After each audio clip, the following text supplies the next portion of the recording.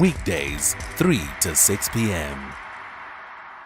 Right, let's get to first things first around the role of the opposition in Parliament. But feel free to comment on some of the things I've said. Just a quick state of play in terms of the politics, how the enemies are friends and the friends are enemies, and everybody's trusting and distrusting each other. And I've heard so many comments from ANC people so disgruntled. I've also heard people from the DA say, how can we ever do anything together with the ANC? But that's the partnerships that we have now. It is a live with possibility or impossibility scenario. Let's talk about the role of opposition parties in Parliament, right?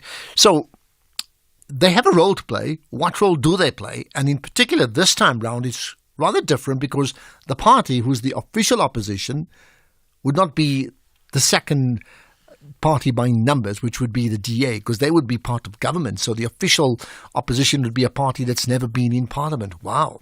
I'm talking about the MK party. Let's find out more with Asanda Nwasheng, who's a political analyst. Asanda, good chatting to you. You're live on the National Pulse. Hello. Good afternoon, and thank you so much for having me, Ashraf. Thank you. So, first things first, this is unprecedented terrain, right? If we look at 94 and for the first time, then you had opposition parties in Parliament for the first time. That was completely different because we were in a democracy for the first time. But here you've got the leaders of the opposition being in Parliament for the first time themselves. Yeah, I think it's going to be interesting because remember that some of the members of Parliament of the MK actually were ANC members. So it is, in terms of party, they knew, but in terms of the people, they do have the same institutional memory. And what's interesting is seeing that Judge John Kloppe may be leading the MK, which means that, you have somebody who has experience of being in the courts and the law and effectively having been part of one of the institutions of the separation of powers, which is the judiciary, being in Parliament and now trying to run or drive the opposition. So it's going to be interesting to see how that pans out and how the MK is able to engage with him having been removed as a judge and now coming in as a lawmaker in another institution of government. Well, therefore, I think the all-important question is, what is the role of the opposition, not just the leaders of the opposition, but just all the parties that form an opposition in Parliament? What do they do? Well, the legislature, the role of Parliament itself is to make laws, but it's also to hold the cabinet accountable for all of its decisions in the same way that the judiciary plays a similar role. And the opposition in Parliament itself is there to make sure that whoever is governing can be held accountable and does get challenged instead of them just being able to implement whatever they want, whichever way they want, without necessarily considering everything they would need to consider in order for whatever laws or bills or activities they take to be activities that represent the majority of South Africa and also activities that have been engaged with the public before they are passed. So how much of that role then is opposing any bills presented, let's say by, historically the ruling party, which would have been the ANC, opposing it because that's what the opposition does? Or is it opposing at some stages but also being collaborative at other times? Well, if you look at how the DA has shaped the opposition stance in South Africa, it's always been one that was very oppositional. It's always been one that was highly critical of government and very little actual cooperation, which is why I think a lot of people were shocked when they actually formed a coalition government, or a grand coalition as being called, with the ANC. So it's going to be interesting to see how the MK, together with the EFF, because they've agreed to work together, and the other minority parties like the ATM and the UDM and the others are going to work as kind of an opposition bloc. They are going to have to create their own characteristics and their own kind of idea or narrative as opposition, which is going to have to be different to the DA. But what's interesting is that for the first time, we're going to have an opposition that is kind of a black bloc. And that may have, various implications which are different to what we had when we had the DA, which was seen as a party for white interests, which has now kind of been folded into the ANC together with the ISP and the other members of what's been called the GNU, but really is kind of emerging to be a grand coalition. And therefore, is any effective opposition, whether it's one party or an entire bloc, only effective when they oppose, or are they also being seen as part of a nation-building process? I understand there's sort of nuances even in that question, isn't it? Well, a government of national unity is one where everybody agrees to work together and kind of works towards one goal, which is just serving South Africans. When you have a coalition, and what's emerging now is that you've got a coalition bloc, a grand coalition, and then you've got an opposition bloc, which is the EFF, the MK, and the UDM, ATM, and others, is what we're seeing is effectively similar to the structure that we would have seen under the normal government that we've had. But what's going to be different is that, as I said, you're going to have political parties that call themselves progressive. I mean, that's kind of, we can ask questions about how progressive they are, but they call themselves progressive, and they're political parties that are black-leaning parties more than anything else. They're not necessarily political parties that are market-friendly, like the DA was, for an example. They're not as concerned with capital or as concerned with the economy in the same way. And they will be pushing for more radical solutions around the economy, around land, and around other issues. And it's going to be interesting, for example, to see if, let's say, the DA convinced the ANC that the NSFAS grant must become a loan. So it's going to be interesting to see how the EFF, the MK, and its political partners work together to, for example, block such a movement if it does kind of get put forward. Help us with this then. One thing is opposition parties as individual parties or a bloc having an opinion. The other is playing that opinion out in the public forum, which is what we see in Parliament, at the National Assembly. But a lot of it happens also behind the scenes, right? But is it fair to say whatever the opposition opposes, for example, ultimately, if it gets tabled, it will get to a vote. And at this point in time, if they vote along party lines, as most parties should, that they would lose that vote. That means it gets tabled, but effectively the majority would be the majority all the time. No, well, I mean, this is why the ANC wanted to go to bed effectively with as many political parties as possible to make sure that they have a grand majority and are able to push whatever policies they want. But it's still important to have, the opposition parties, even if numerically they won't be able to block much of what the ANC together with the DA and the IFP will be pushing for, because you do need kind of objections to some of these things. So the ANC, and the DA and the IFP may have all the good intentions, let's just say, but that doesn't necessarily mean everything they put forward is going to be for the good of South Africa. It'll be for the good in their opinion, but in reality it may not be what's good for all of South Africa. And so it is important to have opposition and people who are not sort of drinking the Kool-Aid or buying whatever the ANC and the governing bloc will be selling. Because remember that Parliament is not the only place where you can oppose. You can also take the route which the DA has taken a lot of times, which is to go as far as going to the judiciary to challenge decisions already made and on their constitutionality or whether the public process was done properly, etc., etc. And so those are things that are important for South Africa to have in place, because you need somebody kind of constantly keeping an eye on those who are governing and those who have such a huge amount of power. Otherwise, we're going to have kind of overall agreement in Parliament and things just simply kind of having Parliament become a rubber stamping institution, which many have accused it of being under the ANC, because the ANC had enough numbers to do whatever it wanted and to be able to keep going. And that's why we saw the DA, for instance, go to court a lot of the time. They lost a lot of their cases, but some of the cases they actually won, and some of the cases did lead to debate, because sometimes it's not even about, being able to win in Parliament. You may lose in Parliament, but people may have a conversation about it, which then leads to government actually being forced to rethink whatever it is, because South Africans have raised their voices and said, actually, although you think this is a good idea, we don't agree with you. So it creates a national discourse, which is important, which is why I like the idea of a government of national unity, because you have these diverse voices coming together. But this emerging government is also good, because what it means is you're going to have these diverse voices coming together, but not necessarily always agreeing, meaning that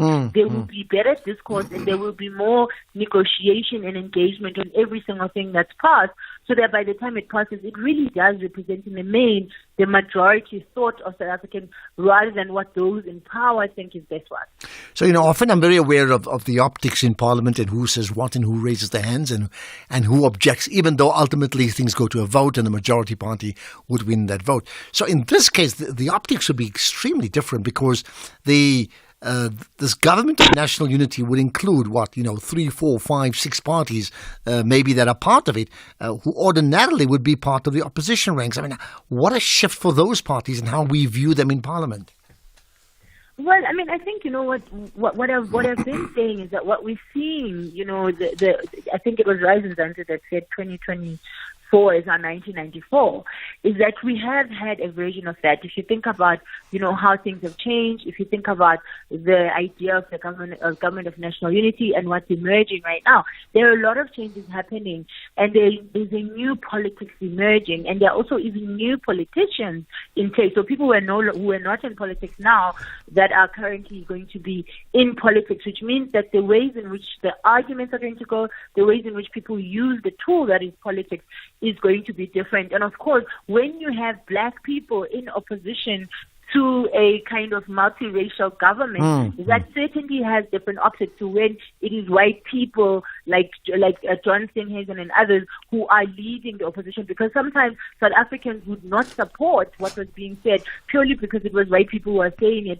because of our history. And so what this does is that it moves us forward, I think, as South Africans to a point where we can argue as South Africans, and while we don't remove race, because you can never remove it, but it doesn't play as central a role in how we think and in how we kind of engage with politics as it played in the past, which I think is important.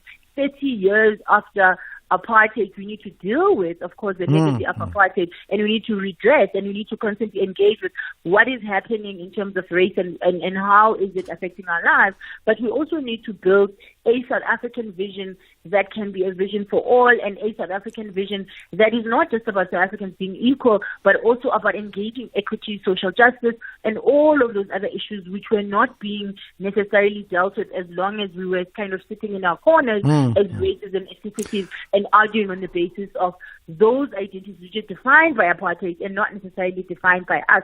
And so, as I've said before, that some of us only became South Africans 30 years ago in 1994 because black people were illegal immigrants essentially up until 1994. And so what we have now is South Africans coming together to form a government, South Africans coming together to oppose that government, and it's going to be interesting to see what kind of politics emerge and how we think about things. And one of the things I've been saying as well is that, while the MK is very frustrating at times in the Asian, it is important because it makes us remember that black people are not a monolith. Absolutely. Okay. Agree. We're gonna have to leave it there. It does mean we're alive with possibilities. Asanda Nwasheng, thank you so much for your time. Hey there. Need to know your TV license balance but don't want to wait? No sweat.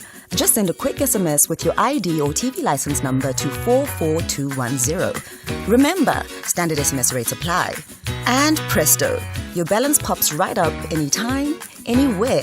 It's as easy as pie. So why procrastinate? Give it a try and get your info in a flash. T's and C's apply.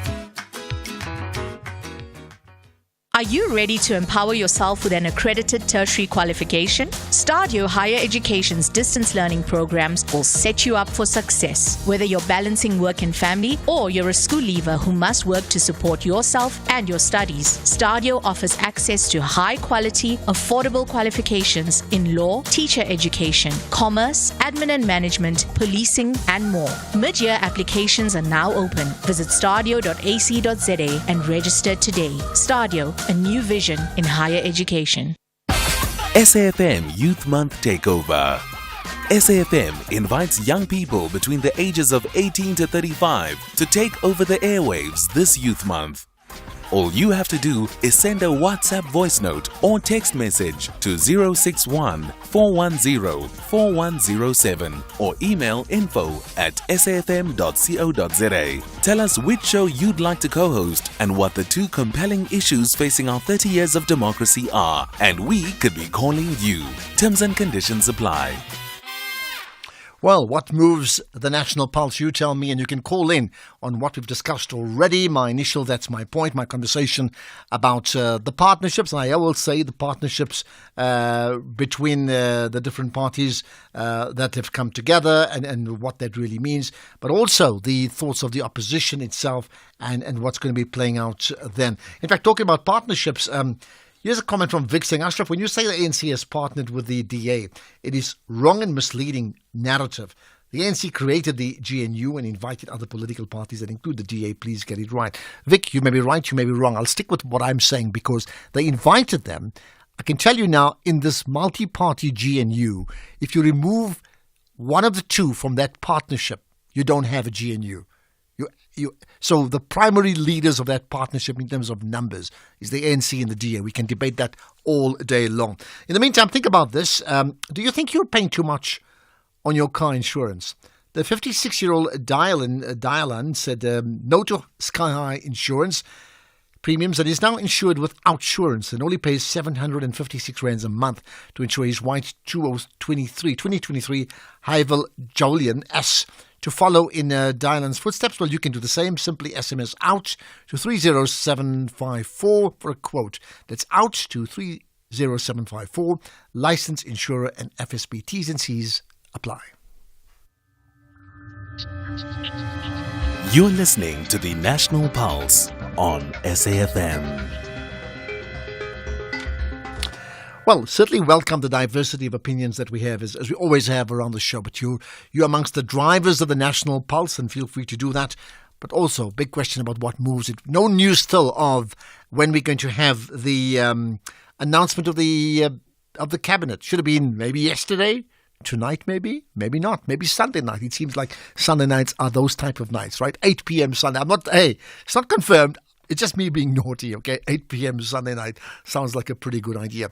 Let's get to part of our Global Watch now, and we go off to Namibia in a landmark win for the LGBTQI plus community in Namibia. A high court in that country has now declared unconstitutional two colonial-era laws that criminalize same-sex acts between men. Let's find out more about what's happened with Werner Menges, who's a journalist and court reporter for the Namibian daily newspaper.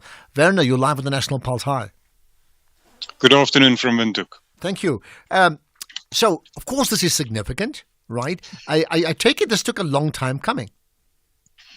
Yes, it is a very significant judgment. Of course, the case itself is only about 2 years old. It concerns an application that was made in the High Court by a gay Namibian man to have the common law offences of sodomy and unnatural sexual offences, which is a bit of a vague term, to have them declared unconstitutional and invalid. The court gave its judgment today. It's now about 8 months after it heard arguments on the matter, and the court, 3 judges of the High Court here in Windhoek, declared these two offences of sodomy and unnatural sexual offences as unconstitutional and invalid. So it's a big win for for Friedel Dausab, who was the applicant in the case. Now, help us understand this. So does that mean what? It means that people, in this case, two males in terms of gay rights can have a relationship together. Does it mean they can also marry or not? No, this does not concern the recognition of same-sex marriage in Namibia. That was dealt with in a judgment or in judgments of the High Court and the Supreme Court earlier. Last year, there was a judgment in the Supreme Court, which was also a landmark decision in which the court held that same-sex marriages concluded outside Namibia, where in countries where they are recognized, must also be recognized by the Namibian government. That did not mean that same-sex marriages were legalized in Namibia, but the court decided that the Namibian government must give legal recognition to them when they are concluded outside the country in a place where it's legal. This case of today, the judgment today, concerns a common law offences. In other words, offences inherited from our pre-independence era. Which in essence criminalize sexual relations between men. These offences, for instance, do not criminalize the same sort of sexual relations between a man and a woman or between two women, but between two men it is criminalized. And what the court said today is that this amounts to differentiation between different classes of people, between males and females on one hand, and between gay men and heterosexual men on the other hand, and that amounts to unfair discrimination under the Constitution. Okay. What has been the reaction, both in support and opposition to the ruling? Well, of course, the human rights groups, the LGBTQI plus rights groups, are of course very pleased with the outcome of the case. I would expect, and this is judged on the reaction to the judgment on last year's same-sex marriage case. I would expect that some church groups and some more conservative and more reactionary political elements would not be happy at all with this judgment. I can mention that after last year's judgment on the same-sex marriage issue, a member of parliament from the ruling party, a former cabinet minister, introduced 2 bills in parliament through which he tried to basically reverse the Supreme Court's decision. Those 2 bills were passed by Parliament without any opposition from other members. They are still not signed, so they have not been enacted. And they are, but it shows that it's a very contentious issue still in our society. I might also just add that the court said in its judgment today, it noted again that when it comes to the matter of constitutional rights and the protection of constitutional rights, and when the court has to consider whether a law is constitutional or not, it cannot be swayed by public opinion. It has to be guided by what the Constitution says. Okay, that's where we're going to leave it. Thank you for your time. There we are. Significant move in Namibia. Thank you, Werner Mangus, who's a journalist and court reporter for the Namibian Daily newspaper. 3:30. Let's get the news headlines with Daneo. Thank you very much, Ashraf. Good afternoon. Let's take a look at the headlines at 3:30. The Electoral Court has issued out directives in the newly formed Umkhonto weSizwe MK political party's bid to invalidate the 2024 national and provincial elections. The Specialist Court has given respondents until Tuesday to file responding affidavits. In other news, the Electoral Commission has responded to the arrest of Commissioner Dr. Nomsama Suku. The IEC says in a statement that it's aware of the incident and that the matter relates to her erstwhile employment at Standard Bank. And the Western Cape Department of Social Development says the handing down of an eviction order to the city of Cape Town for the removal of homeless people at various sites in the CBD has affirmed that the city's safe spaces are dignified transitional shelters. A full update follows at the top of the hour. SAFM, guiding you through the rush hour traffic. Good afternoon. Starting off in Gauteng, the N3 northbound has a crash reported before Buccleuch interchange. The N3 northbound in Bedford View is slow moving on the ramp to the N12 east at Gilulis interchange. The R21 southbound in Jet Park has roadworks with multiple lanes closed towards the N12 highway, and the N1 northbound in Pretoria is queuing as you approach Regal Avenue. In KZN, the N2 southbound is queuing towards Spaghetti Junction. The N2 northbound has a stationary vehicle before the M41 gateway exit. The N3 westbound is a crash after Pavilion Shopping Centre exit. The N3 southbound in Howick has a truck fire incident reported after Moy River Toll Plaza. Victoria Embankment is queuing along the embankment route and congestion reported throughout the Durban CBD area. In Cape Town, Chapman's Peak Drive is closed due to rockfalls. The N2 outbound has a crash reported before Muway. The N1 outbound is slow moving towards Okavango Road. Strand Road eastbound in Stickland is slow moving towards the R300 highway, and Victoria Road outbound is slow moving through Woodstock. With your traffic update, I'm Irma G. This is SAFM Sports with Tumi Nkgapele. Tumi is also our Minister of Sport. Tumi, good chatting to you as always, right?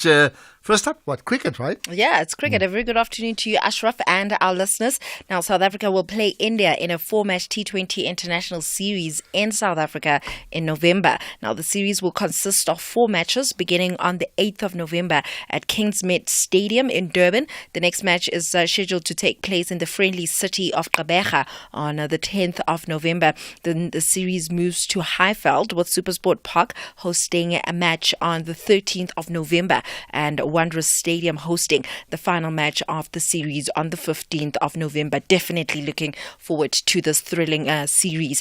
Then still staying with the Proteas, they're in action this afternoon against England with the hopes of continuing with their winning ways at the T20 World Cup. The two sides faced each other 24 times in the format, and the head-to-head is an even split at 14 each. Now, with both sides having won their first match comfortably, the winner of this match will have 1 foot in a semi-final spot.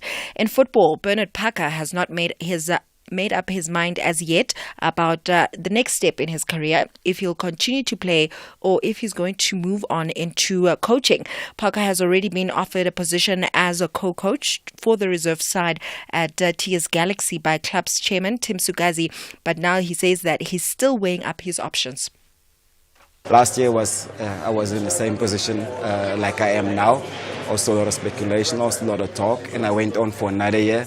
So I find myself again in the same situation. But I'm thankful and grateful that the chairman really appreciates us. And this is a great opportunity. As I said, I just need to sit down with my family and make sure that I make the best decision for them. Meanwhile, France captain Kylian Mbappe won't be allowed to wear his France-themed mask despite a broken nose when he plays at the European Championship. Mbappe now is forced to play with a mask for the rest of the tournament after suffering the nose injury in their opening match. However, according to UEFA's rules, it says that whatever medical equipment any player wears, it must be a single color and free of team and manufacturer identification. Did you see that mask, Ashraf, on social media? So I know about the mask, but no, I haven't seen it. So it looks so good. It actually looks quite nice. But what are they saying? He can't. It needs to be a solid color, and you can't have any other. Can you imagine it fully branded? I mean, it's very nice. It's like literally the colors of France. Yeah, okay. And it's very nicely shaped. Unfortunately, he's not going to wear it. And France are taking on the Netherlands tonight at 9 p.m. Also, Poland versus Australia are in action at 6 p.m.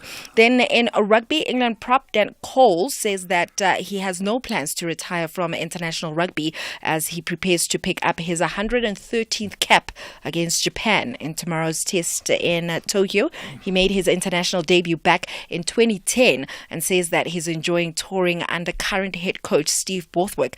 After Japan, England will travel to New Zealand for 2 tests against the All Blacks on the 6th of July and then the 13th of July. Then finally, in Women in Sports today, the spotlight is on a lady by the name of Sarah Bohm. She's a surfer and she's currently competing in the World Surf League J Bay Classic in Cape Town. She's currently second on the leaderboard, clocking 5.77 in the thruster round, and I'll definitely be keeping a close eye on how she'll be doing in that competition. It's happening down in Cape Town.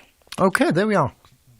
Surfing in Cape Town. Looking forward to that, yeah. I'll have more in the next hour. I thought they surf in J Bay, as in Jeffreys Bay. But in Cape Town, maybe better. Yeah. I don't know. I don't surf, just so you know. I surf the internet, yeah. Okay, more sport in an hour. X at SAFM Radio and at Ashraf Garda. Right, we're going to pick out some of your calls, some of your comments on many of the issues we've been talking about. Interesting one. I've got someone who said, like, Ashraf, don't invite, and then listed some people whose names I'm not going to mention because they conflicted. One is an MK supporter, the other is an EFF supporter. Let me just say this much. I've said so before. First of all, when we invite speakers, some of them are out-and-out political analysts. Some of them are analysts, but they could be aligned to certain pressure groups that may have certain views. What we certainly don't do is just get people that only agree with one narrative. We go across the board. I mean, we really do that. Go across the board, get different opinions, and then when people make comments, we challenge them, and hopefully it's for you to take out from that what you can, and for me to take out from that what we can. What we can't get is everyone just having one way of thinking. Right, we should be chatting to Wayne Dubenage coming up pretty shortly, I think. In the meantime, there's some calls. We're going to take. Let's get to the Eastern Cape. Jonathan, hi. Hi, good afternoon, Ashraf and listeners. Good afternoon. Good talking to you. Yeah. Yeah, just a quick one. Yeah, I'm very excited about this GNU. Very excited. I think the electorate has spoken that there's no one party to rule outrightly. So very excited. However, I'm just, whether it's perceived or otherwise, Helen Zille, just the tone, she comes across very strong, especially I read about a tone towards Fakila Balula. I mean, he's the SG for ANC. And just this madam tendencies. I mean, she might be the madam in the DA, but she's definitely not my madam. So yeah, I'm just hoping that she doesn't derail this GNU in terms of just the tones that comes from her. So yeah, it's just a comment I wanted to make regarding Helen Zille not derailing. Well, okay, good. I mean, it's a point you've made. Thanks for that. I mean, here's the thing with Helen Zille. The ANC know what they're going to get with her in terms of personality. In the same way, if you're dealing with or Julius Malema, you know what you're going to get in terms of personality, or with Jacob Zuma, and I can go on to the other parties as well. There's or let's say, for example, Fikile Malula from the ANC. There's a certain personality type. So yes, I think she's never been one to just hold back on her opinions, and whether that's a good thing or a bad thing is not for me to say, because I don't know.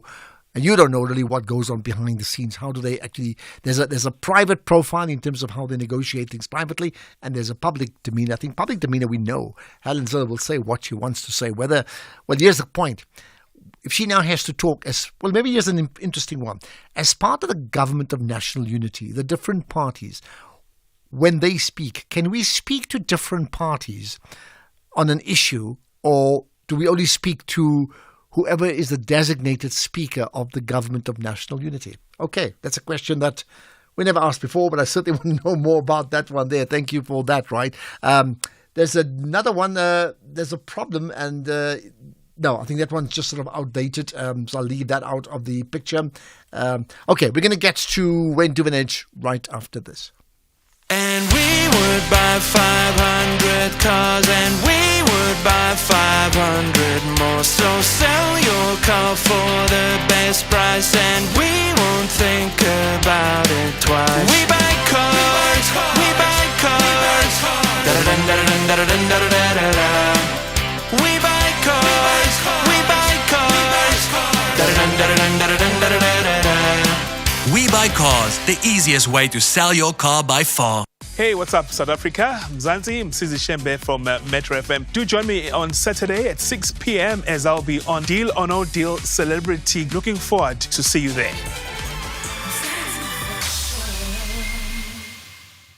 Durban is open for business and investment. A large delegation from the United States of America, including captains of industry, business, investors, finances, decision makers, and high-profile leaders will attend the 2024 Resurgence Durban Conference to explore and maximize investment opportunities in Durban. Be part of the Resurgence Durban Conference taking place at the Durban ICC from the 17th to the 21st of July 2024. Durban is forging ahead with its plan of action that is aimed at boosting trade and investments within South Africa, the African continent, and the rest of the world. Businesses must register now to exhibit at the conference. Closing date is the 30th of June 2024. To register for the Resurgence Durban Conference and for more information, visit www.resurgenceconference.org.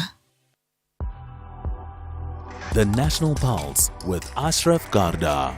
Weekdays, 3 to 6 p.m. I'm noting, Alan, I'm noting your WhatsApp. Thank you for that. Saying, hi, Ashraf, I want to congratulate you on your always excellent shows in the afternoon. Excellent and articulate, and of a very high standard. Thank you. Thanks, Alan. Really, it really matters, believe me, the type of feedback we get. And let me say this much. Besides what I do on air, there's an entire production team that really puts it together from Timber and Keys and Vusani, who are all part of the show, and the technical team. So really much appreciated there, right? And more of the same. I think hold us to the highest possible standards. I think it's important. Let's get to hold us to the highest standards with regard to driving, because let's talk about driving in demerits. Up to now, you drive badly, you get a fine, you pay the fine if you can afford it or whatever, right? Well, that's going to change. It's going to change soon because of the issue of the administrative Adjudication of Road Traffic Offences Act.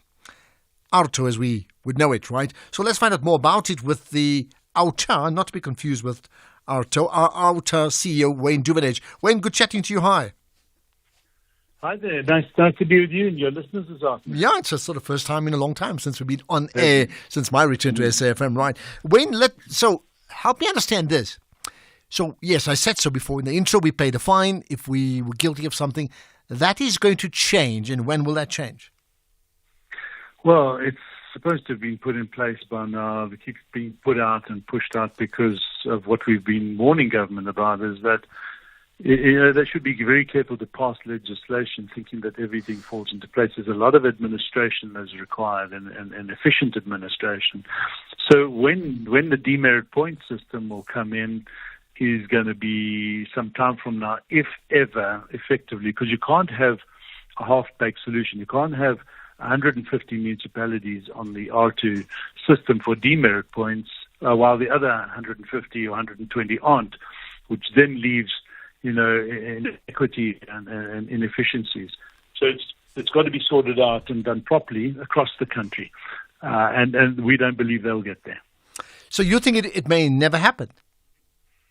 Yeah, just like the R2 initial test phase was put in place in Tshwane and Joburg, it was supposed to be in place for a couple of years, whereafter it would be rolled out around the country. And it was in place for 15 years before they got to where they are now. And even now, the processes and the legislation is one thing, as I say, to have it in law. But for instance, here's just one example. The Road Traffic Infringement Agency, which is driving R2, needs all the municipalities on board with this, and cities like Cape Town are saying, no, we're not going to hand over our traffic fine management to you because you become enriched for the work that we do, and quite rightly so. And they have the administrative powers and executive powers to manage their own traffic fines. So this is where the national government cannot usurp the powers of local government, which we warned the courts and told the courts when we had this in court, but they didn't seem to think that was important. Well, it's coming home to roost now when some of the municipalities are not going to participate in the R2 system, and that's a problem for it. All right, where do you stand on it, AUTA? What's your position? So what we're saying is we're not saying people should just go and break the law, and that we need to be responsible. We need to be held accountable. If we break the law, you've got to pay your traffic fines. What we're saying is that government. So right now, R2 is going to be administratively cumbersome and be very challenged to get put in place. It needs to change, and it needs to change with the input from civil society so that we can have a functioning government, not a government that has inefficiencies in it to the extent that it opens the door for corruption, because traffic police are going to abuse the situation when they can see, I see you've only got 2 more points to go before your license gets taken away, you can't drive. You know how much pressure that puts on somebody who will pay the bribe that comes from that type of situation. So we believe, and that's just one of many, we believe that, and we've asked the minister 19 times, they're not listening, to go back to the drawing board. Let's fix this together. Let's be consultative so that we can have an R2 system that works efficiently across the country. If they don't do that, it will be exactly like he told us. We'll say, okay, we don't want to tell you we told you so, that it's going to fail. Let's watch this space. So when you say together includes AUTA as well? Yes, civil society. So you've got the AA, the Automobile Association. You've got ARTA. You've got the SAVRALA, the South African Vehicle Renting and Leasing Association. You've got many industry bodies out there that have a lot of experience on traffic fines management, and accountability. That if we get this R2 summit going, but it has to be driven by government, and a meaningful invitation to listen to what we believe. Let me put it another way. When the RTIA was doing its so-called public consultation engagement sessions on these changes to the Act, and I'm going back now to 2017, 2018, we attended as many of those meetings as we can, around the country, by the way, and it was an absolute farce. We could see that they were just trying to tick the box. Had a few people at these meetings who endorsed it, most of them there for their snacks and the drinks and that, and then it was a sham. So what we did is we said to R2, look, this RTIA, we are going to call a summit. We are going to call a workshop with a number of industry role players, AA being, and a number of these fleet companies and so forth. And we're inviting you to come and hear some of the real concerns that we've got and work with you to resolve them. The RTIA agreed to be there at that meeting. It was held in Midrand. And the day before it happened, they pulled out. And they just have not, and we sent them the findings and our overview of what the concerns were. To this day, they arrogantly refuse to meet with us. So it's so sad that you have government like this, which is why we're calling for Sindisiwe Chikunga as the minister to never come back into. Well, we need government officials that are going to fix government, not think that if they ignore civil society, things will just happen automatically. It doesn't happen. So they're missing in action, and it's going to fail. We want to still work with them, not just others as well. And you're saying some municipalities or regions are not cooperating at the moment. They're staying out of the system because they don't see the benefit. Which ones are they? Well, the City of Cape Town have their concerns. Swellendam have, and others possibly haven't even got there, but they will. And I'll tell you why. Traffic fine management requires good administration, and many towns do it well, and they get their payment rates up. Their compliance rates, they do proper law enforcement on the roads, checking cars, licenses, stopping, roadworthiness. That's what good traffic management is all about. And if you get that right, like the City of Cape Town, you manage your revenues that come in from that, and it's lucrative revenues. Now, when you don't do it properly, it collapses. I mean, people are issuing traffic fines in some towns, and they've got a collection rate of about 10%. If that, it's a mess. Whereas Cape Town might have an 85% collection rate through the good administration. So some of these towns will be only too happy to hand over to the RTIA, the Road Traffic Infringement Agency, to collect their fines on their behalf because they might up their revenue rate from 10% to 20 or 30%, whereas Cape Town won't. They're saying, no, we're doing fine. And we're not going to hand this over. Okay, very quickly in 30 seconds, we have a new administration and with a new type of government. What would you be looking out for first from them? Just very quickly. Well, just firstly, we don't want to see a number of ministers back in their posts, especially those who have failed. And we want to see the new ministers coming into cabinet really cleaning up now and ensuring that there's transparency and accountability and that they pay action to the lip service, not lip service to the fact that they're going to work with civil society to uncover and get to the bottom of so many inefficiencies. And if we get that right, I think the sky's the limit for this country. The sky is the limit. That sounds pretty good. Wayne Duvenage, thanks for your time. CEO of OUTA, the organisation undoing tax abuse. What do you make of that conversation we had regarding demerits and works or will not work with regard to traffic fines? Hey, what's up, South Africa? Mzansi, Msizi Shembe from Metro FM. Do join me on Saturday at 6 p.m. as I'll be on Deal or No Deal Celebrity. Looking forward to see you there. The Trilidor Ultimate Big Blue Sale is now on. Get amazing discounts on the best security South Africans trust. With over 50 franchises across the country, you can always find a security expert near you. So call 0861 Trilidor or visit trilidor.co.za today. Terms and conditions apply. Do you remember the cool times of Sports Buzz? Coming up on Sports Buzz used to be the go-to young people sports show in Mzansi, Africa. The multi-sport award-winning youth magazine show. A great platform that profiled young athletes and teams. The glory days of Sports Buzz are back in a newly revamped youth sports show with a wow vibe. Goats like us. Yeah, goats. Greatest of all time. Experience youth excellence in sport. Profiling of active athletes and teams. Latest news in the world of youth sport.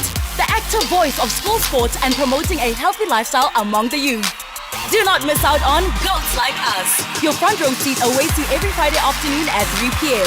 Live on SABC Sport on DTT Channel 4. Also available on SABC Plus and SABCSport.com. #Goats, greatest of all time. Proudly brought to you by SABC Sport. For the love of the game. SAFM Sunrise with Stephen Grootes. So despite all of that, you're prepared to work in a government with the DA? We've always said that we'll work with anyone, and we've worked with the DA before. We want to serve the people. We will work with the DA, and we will drive the DA to a point where the DA goes to a rehabilitation center of racism. So the DA does not want us because we are the only party that can stand up to their apartheid tendencies. More than the ANC? We stand up to anyone. We also stand up to the ANC. But at this point in time, we are talking about the DA. We'll deal with it. Kenny Kanene is, of course, the deputy leader of the Patriotic Alliance. SAFM Sunrise with Stephen Grootes, 6 to 9 a.m. Ashraf Garda on the National Pulse.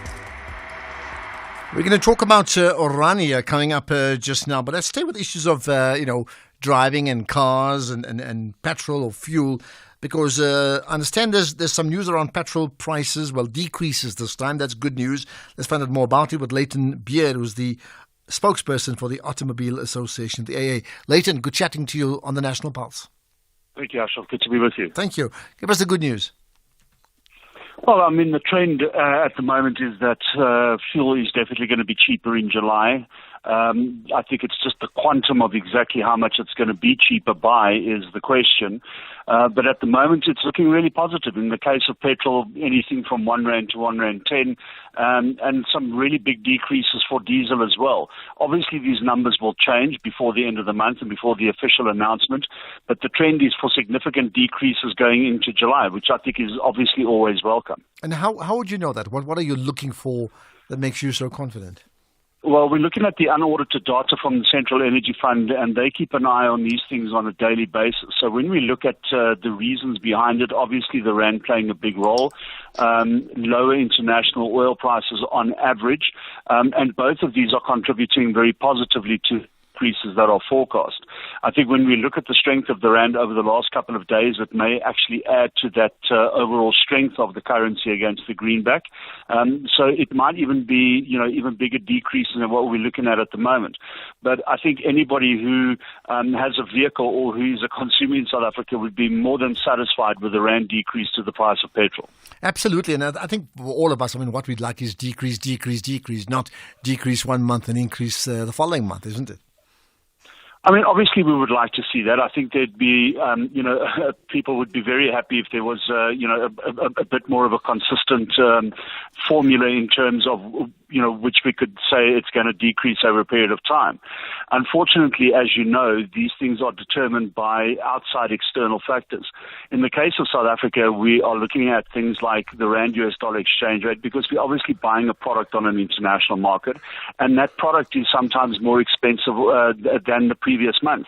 And these two factors are very much influenced by international developments, geopolitical developments, obviously very little impact locally.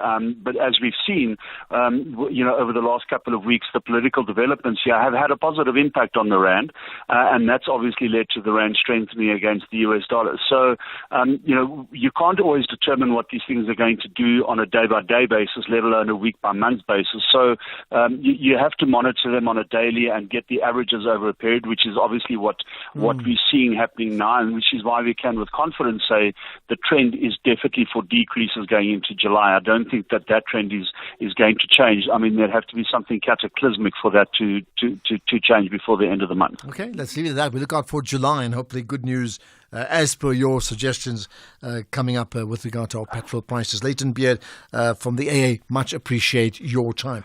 Let's get to some comments, much appreciated indeed. Let's get to some WhatsApp voice notes that we've had. We've had a whole range of them. So here's one about the GNU and the different parties. Good afternoon, Ashraf. This is Kwarela Chinyazo from Toyando. Ashraf, no, I disagree with the people who say that if the DS pulls out of the GNU, this GNU will collapse. No, I disagree with them.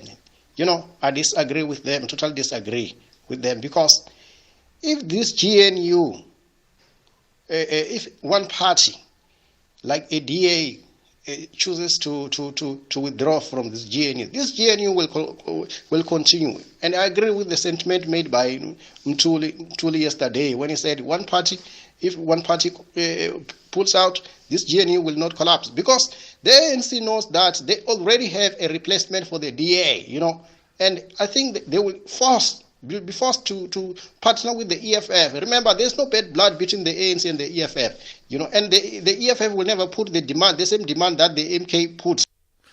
Okay, but let me answer. See, here's the point that you make. So I think, in my opinion, in fact, I think there's a bit of a contradiction here. You're saying if the DA, for whatever reason, pulls out of the GNU, it won't collapse because then the EFF can join. What that means is then it does mean that this GNU, as we know it, will still collapse, because if the EFF then joins in because the DA is out, that's a completely different GNU. What I'm trying to tell you is that the characteristics of the GNU would change dramatically. And I'm saying, no matter what, there's a lot of small parties, but there's 3 or 4 big parties. If any one of them are not in the GNU, for example, the DA and the ANC, it would change dramatically. It would have to change dramatically. Right, here's another one on John Slope, the judge. Good afternoon, Ashraf. Nan Labana from Umzim Kolom. The decision that MK has taken to choose a former president of Western Cape, John Slope, to be its leader in the parliament, it's a good move for the sake of his maturity. I like that move, regardless whatever scandals of John Slope.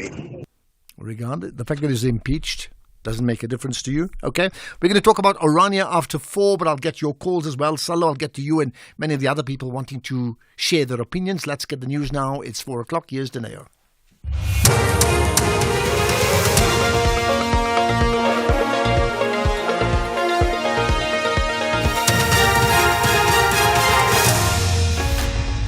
Thanks, Ashraf. Top stories. IEC ordered to respond to MK Party's case by Tuesday, and Northern Cape transport officials face accountability amid fraud allegations. Good afternoon.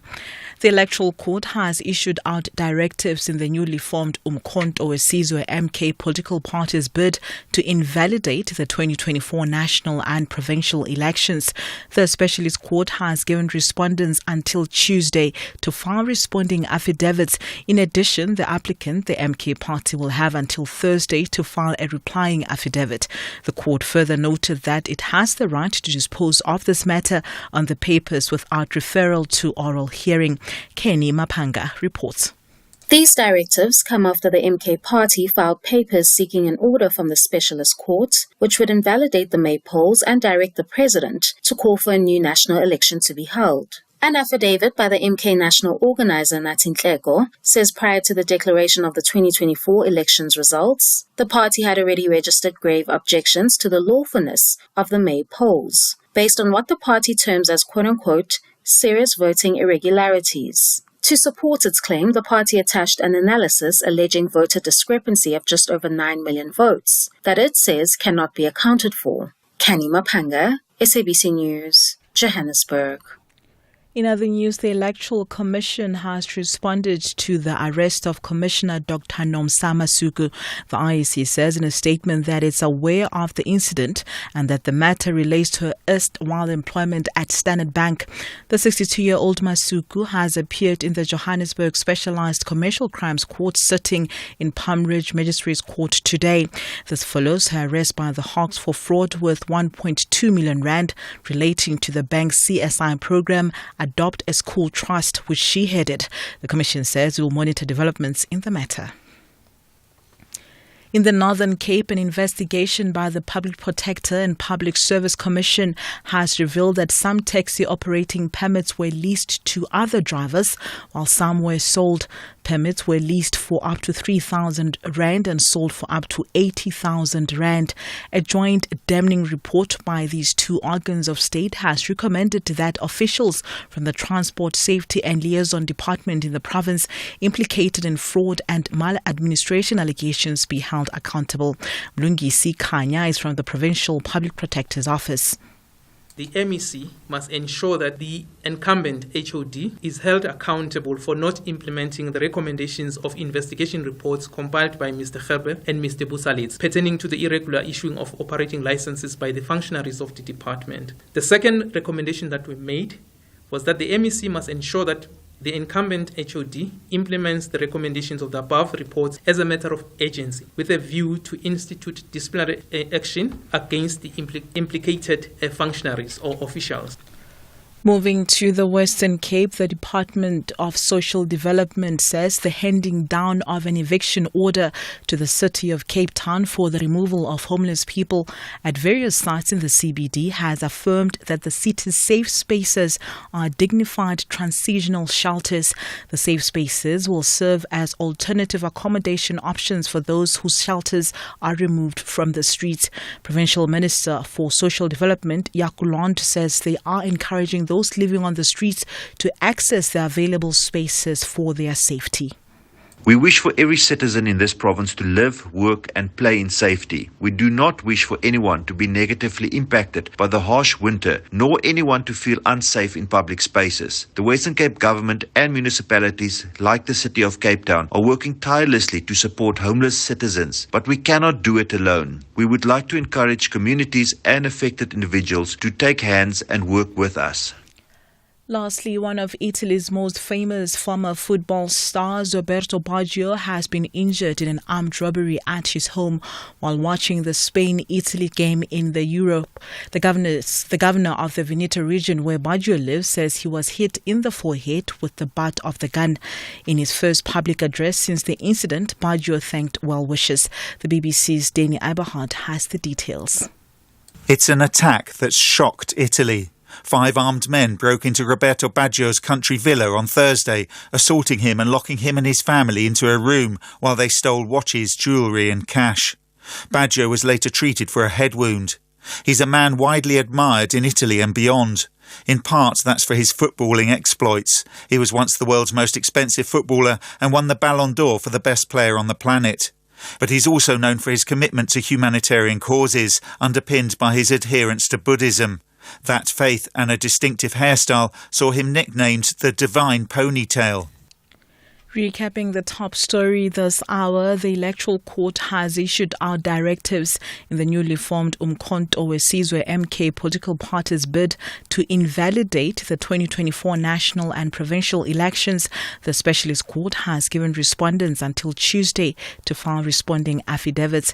Headlines at 4:30 for SFM News. I am Dineo Motaung. Coming up in your sports this hour, Proteas remain upbeat in a quest for glory and promoters' body questions boxing South Africa's sanctioning model. More details at 4:30. SAFM, guiding you through the rush hour traffic. Good afternoon. Starting off in Gauteng, Pretoria Avenue in Sandton is closed between Catherine Street and Rivonia Road due to work being done by JHB Water. The N1 southbound in Pretoria has roadworks reported. The left lane is closed at the R21 highway interchange, so you're asked to expect delays. In KZN, the M13 eastbound in Pinetown has roadworks with traffic restrictions at the N3 Paradise Valley interchange. The M4 has roadworks with traffic restrictions at Tongard Beach, so you're asked to expect delays there. The N3 in both ways has roadworks with traffic restrictions in that Cliffdale area. In Mpumalanga, the N4 eastbound has queuing trucks reported between Hectorspruit and Komatipoort. In Cape Town, the M5 southbound is slow moving towards Krumbum Road exit. The N7 Jakes Havel Drive southbound is slow moving towards Voortrekker Road. Governor Becky Road in Nyanga has a crash reported at Danafontein Road that's slowing down traffic on all approaches, and the R46 in Ceres has a crash reported on Mitchell's Pass, so you're asked to expect delays. With your traffic update, I'm Irma G. SAFM 104 to 107 nationwide. Hey, what's up, South Africa? Mzansi Shembe from Metro FM. Do join me on Saturday at 6 p.m. as I'll be on Deal or No Deal Celebrity. Looking forward to see you there. Are you ready to buy or build your first home or buy a stand anywhere in South Africa? If you are a South African citizen, you and your spouse have never benefited from a government housing subsidy program, and your household income is between 3,501 and 22,000 Rand per month, your dream can be realized by applying for a first home finance subsidy.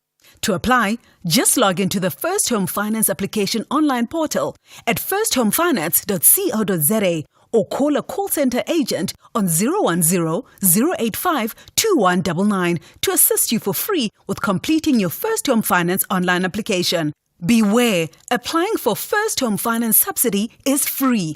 Do not pay anyone when applying for the subsidy. The NHFC is an agency of the National Department of Human Settlements. Get ready for an exciting show. Believe it, family. It's a big day for 25K. In this brand new show, join us as we follow couples across South Africa on their journey to create their dream wedding for only 25K. Our biggest hope is that everything fits in the budget of 25K. There were many things that we had to do in 3 days' time. We'll share in their disappointments. It's also stress. Somebody let me down early this morning. It's a really expensive dress. I don't know how are we going to afford to buy this dress. And celebrate their triumphs. I always dreamed of this day, but ke sa tsebe hore na e tlo phethahala jwang. Thank you to everyone that made this day. A big day for 25K starts the 9th of June, Sunday, 7:30 p.m. only on SABC2. SAFM Youth Month Takeover. SAFM invites young people between the ages of 18 to 35 to take over the airwaves this Youth Month. All you have to do is send a WhatsApp voice note or text message to 061-410-4107 or email info@safm.co.za. Tell us which show you'd like to co-host and what the two compelling issues facing our 30 years of democracy are, and we could be calling you. Terms and conditions apply.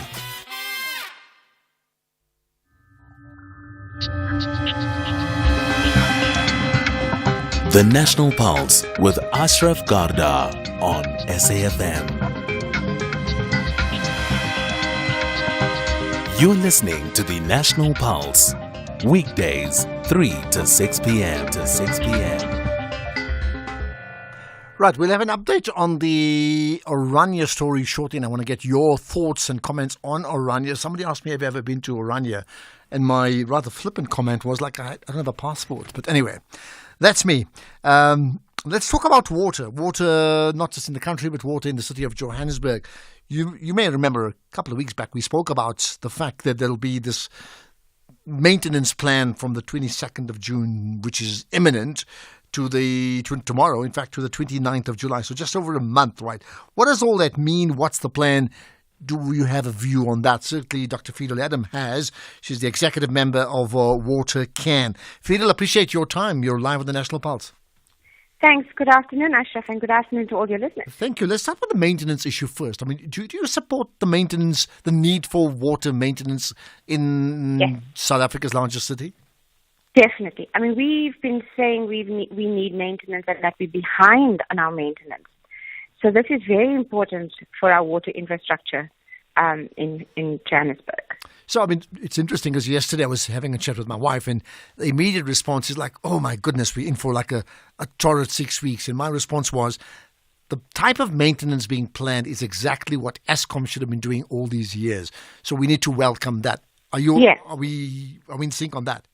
Look, it's the starting point. There's still a lot that needs to be done, right? Because we are dealing with the backlog of infrastructure. We are dealing with very old infrastructure that's left around for a long time. And Rand Water is one aspect, so they're the bulk water supplier. But Joburg Water needs to also do maintenance on their infrastructure, which is not quite happening just yet. That's another discussion. All right. So stay with the maintenance. I mean, how much of an impact will it have on residents and consumers? You mean not doing it or doing it? Well, in terms of doing it. Like the good news. This one, this particular one, the impact during the shutdown and all of that. Yeah. So I think the good thing is, look, they're targeting four water systems, right? And each of those systems would have particular areas that they're dealing with. There'll be three that are probably concurrent if all goes well. The Palmit one, which feeds the north of Joburg, like Midrand, Sandton, South Yield, Alexander Park, that area will be done from the 1st of July. So it's a little bit broken down. Mm-hmm. The other three is quite extensive. So you've got Eikenhof, which is a huge water system. It feeds Randburg, Roodepoort, Soweto, Johannesburg, Commando system. And then, of course, the ones that have been problematic already, which is the Brixton, Hurst Hill, Crosby area. So that one is a concern, but I think they're saying that it's not a complete shutdown. They might just have lower pressure. The thing that's needed in this, Ashraf, is the support from Joburg Water. We need to understand what are they putting in place to make sure that this happens smoothly. And how do we make sure? Because, I mean, two things at this point in time, when I understand the need for maintenance, there's a bit of a, let's call it this, there's like a dramatic, freakish response to say, oh my goodness, we're virtually going to have no water for the next 6 weeks. Because, I mean, I've certainly heard, even from official sources, saying, stock up. Well, you see, that's the problem, is that the communication has been quite bad, right? So while people are talking about the 6 weeks, it's not 6 weeks in one area. So they would be, parts of it that they'll start with it, and you might have low pressure, and there'll be a few days that in between that you might not have any water, and then as they work to cleaning up and fixing, you might get some water again. But I think that you can't stock up for 6 weeks. So it's not that you won't have water for 6 weeks. What they're saying is in that 6 weeks, you're going to have low pressure and there'll be days of no water. But it's very hard to say how do you stock up, because even, you can't start stocking up from now. I mean, absolutely you can't, right? So is there a way of understanding, I mean, what you've just said, would we have I'm going to call it a load-shedding water timetable so we can get that to understand that better. Would I know in my community I'll be affected on this day, there'll be like a low throttle and then nothing for the next week? Would we be able to know that, or is it completely hit or miss? So that's a very good point. I mean, they've given a very broad program. It's a very, very broad kind of where they're starting, what time they're starting, like that's going to happen. And what it means for the water pressure and how much water you should expect, etc. So there's a broad program, but I think what you're saying is exactly what we've been asking is, can we get, for the next 6 weeks, can Joburg Water just get on top of things and start telling people, whether it's media briefings every morning or just explaining to the areas that we are now going to be working on this system. These are the areas that are affected, and this is what you can expect for the next 4 or 5 days. And the reason that's important, because if they say, no, you just need to have reduced water for the next 5 days. Then if there are spots where there's no water, something's wrong in that particular area, needs to be investigated, right? Absolutely. So already, if you look at the water and Joburg Water, there's been pipe bursts. Ferndale has been without water for a week, I think. So things like that are going to happen, and it may not even be linked to this maintenance. Absolutely. I mean, I can sort of look at 2-3 areas that I would get to the SABC from home fairly regularly in the last week, and I see they're leaking all the time. But fine. Yep. What have they responded to you in terms of you saying better communication? Have they responded? It's been great communication. We've had no communication. Sure. So that's the thing. I mean, I think we're having a meeting, in all fairness, we're having a meeting next week, Thursday. It's already when this maintenance should have started. And we will have in the room Department of Water and Sanitation, Rand Water, and Joburg Water. And so we're hoping that through that discussion, we will be able to get something and urge them to have better feedback and communication to the public. We can find out stuff, but I think that they have a responsibility to share information as much as possible. So almost like you joke, but like an Eskom load shedding schedule. Absolutely. What I understand. So what are your thoughts, or what is your position regarding an analysis of the overall state of the quality of water and the general water supply in the city of Joburg? You mentioned Hursthill. I'm affected by what happens at Hursthill, so there are huge problems. I know that on a daily, if not weekly basis. So I think that our infrastructure is very strained, and we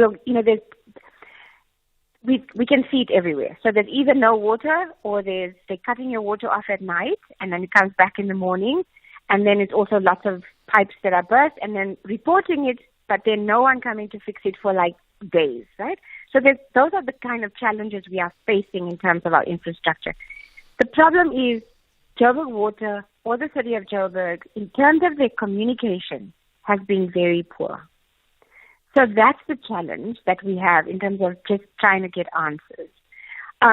I think that we need to look at, they don't have the funds to do the amount of maintenance we need in the city. So when they call for people to save water, or if they say no, people, the demand is too high, so like they're putting all the responsibility on people, it's not fair. But having said that, I think that we are going to have to start saving water if we want to actually see that this happens less often. So we're going to have to be more mindful. We're going to have to stop wasting water in big gardens, swimming pools, car washes, etc. We're going to have to reduce. And that is the kind of mindset we need to get into the minds of everyone. But there's been a really positive development. Excuse me, I'm getting over a cold. There's been a really positive development in that the Department of Water and Sanitation has set up a water security platform for Gauteng. So this is now going to look at Tshwane, Mfuleni, Ekurhuleni, City of Joburg. There's a few others, of course, big municipalities that are coming together with experts. So it's experts, it's municipalities, it's engineers, it's Department of Water and Sanitation, it's the provincial department, it's the local government, and it's bringing in civil society. So they're creating this platform, which is what we've been asking for, which we can call even a war room. And they're going to focus on infrastructure and water losses. Okay, well, let's hope that some real good will come out of that. Just the last thing, very, very quickly. I understand that the city of Tshwane cancelling a process of awarding a tender for distributing water to informal settlements. What's happened there, very quickly? So they cancelled a tender for water tanks, and I think if we've spoken about the rise of the water tanker mafia, and we saw some things about on the news today where the water tanker mafia are actually chopping down the power poles, so that there's no power to the pump station, so people are not getting water. And I think there might have been an irregularity. We don't have the full kind of understanding of it, but there might have been an irregularity in that tender, and so the mayor pulled it. And I think that's the kind of things we want to see. We don't want the tender to be given out, someone runs away with the money, and they say, oops, there's corruption. No, it must be stopped before the money leaves the bank. Okay, and we're going to find out exactly what happens when it happens, right? Thanks for your time, Ferial Adam, Dr. Ferial Adam, in fact, Executive Manager of Water Can, as in CAN, Water Can.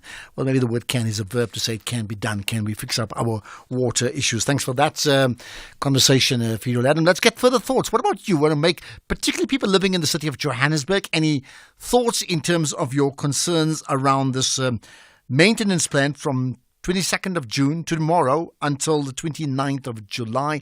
Do you know what's going to happen? Are you freaking out? Are you all chilled about it? Do you have a schedule? Do you know whether it's going to be a complete shutdown or just in stages or what? If you have any thoughts on that, I'd certainly like to know. Right, let's get to some. We're going to talk about Orania in just a moment or so, but I know that many people have WhatsApped us on some issues, and I need to play some of that. In fact, here's a comment about Orania. Hi, Ashraf and your team and lovely South Africans. It's Eddie from Ondasres. The Orania matter, that was the most horrible decision that we made. It was not supposed to be.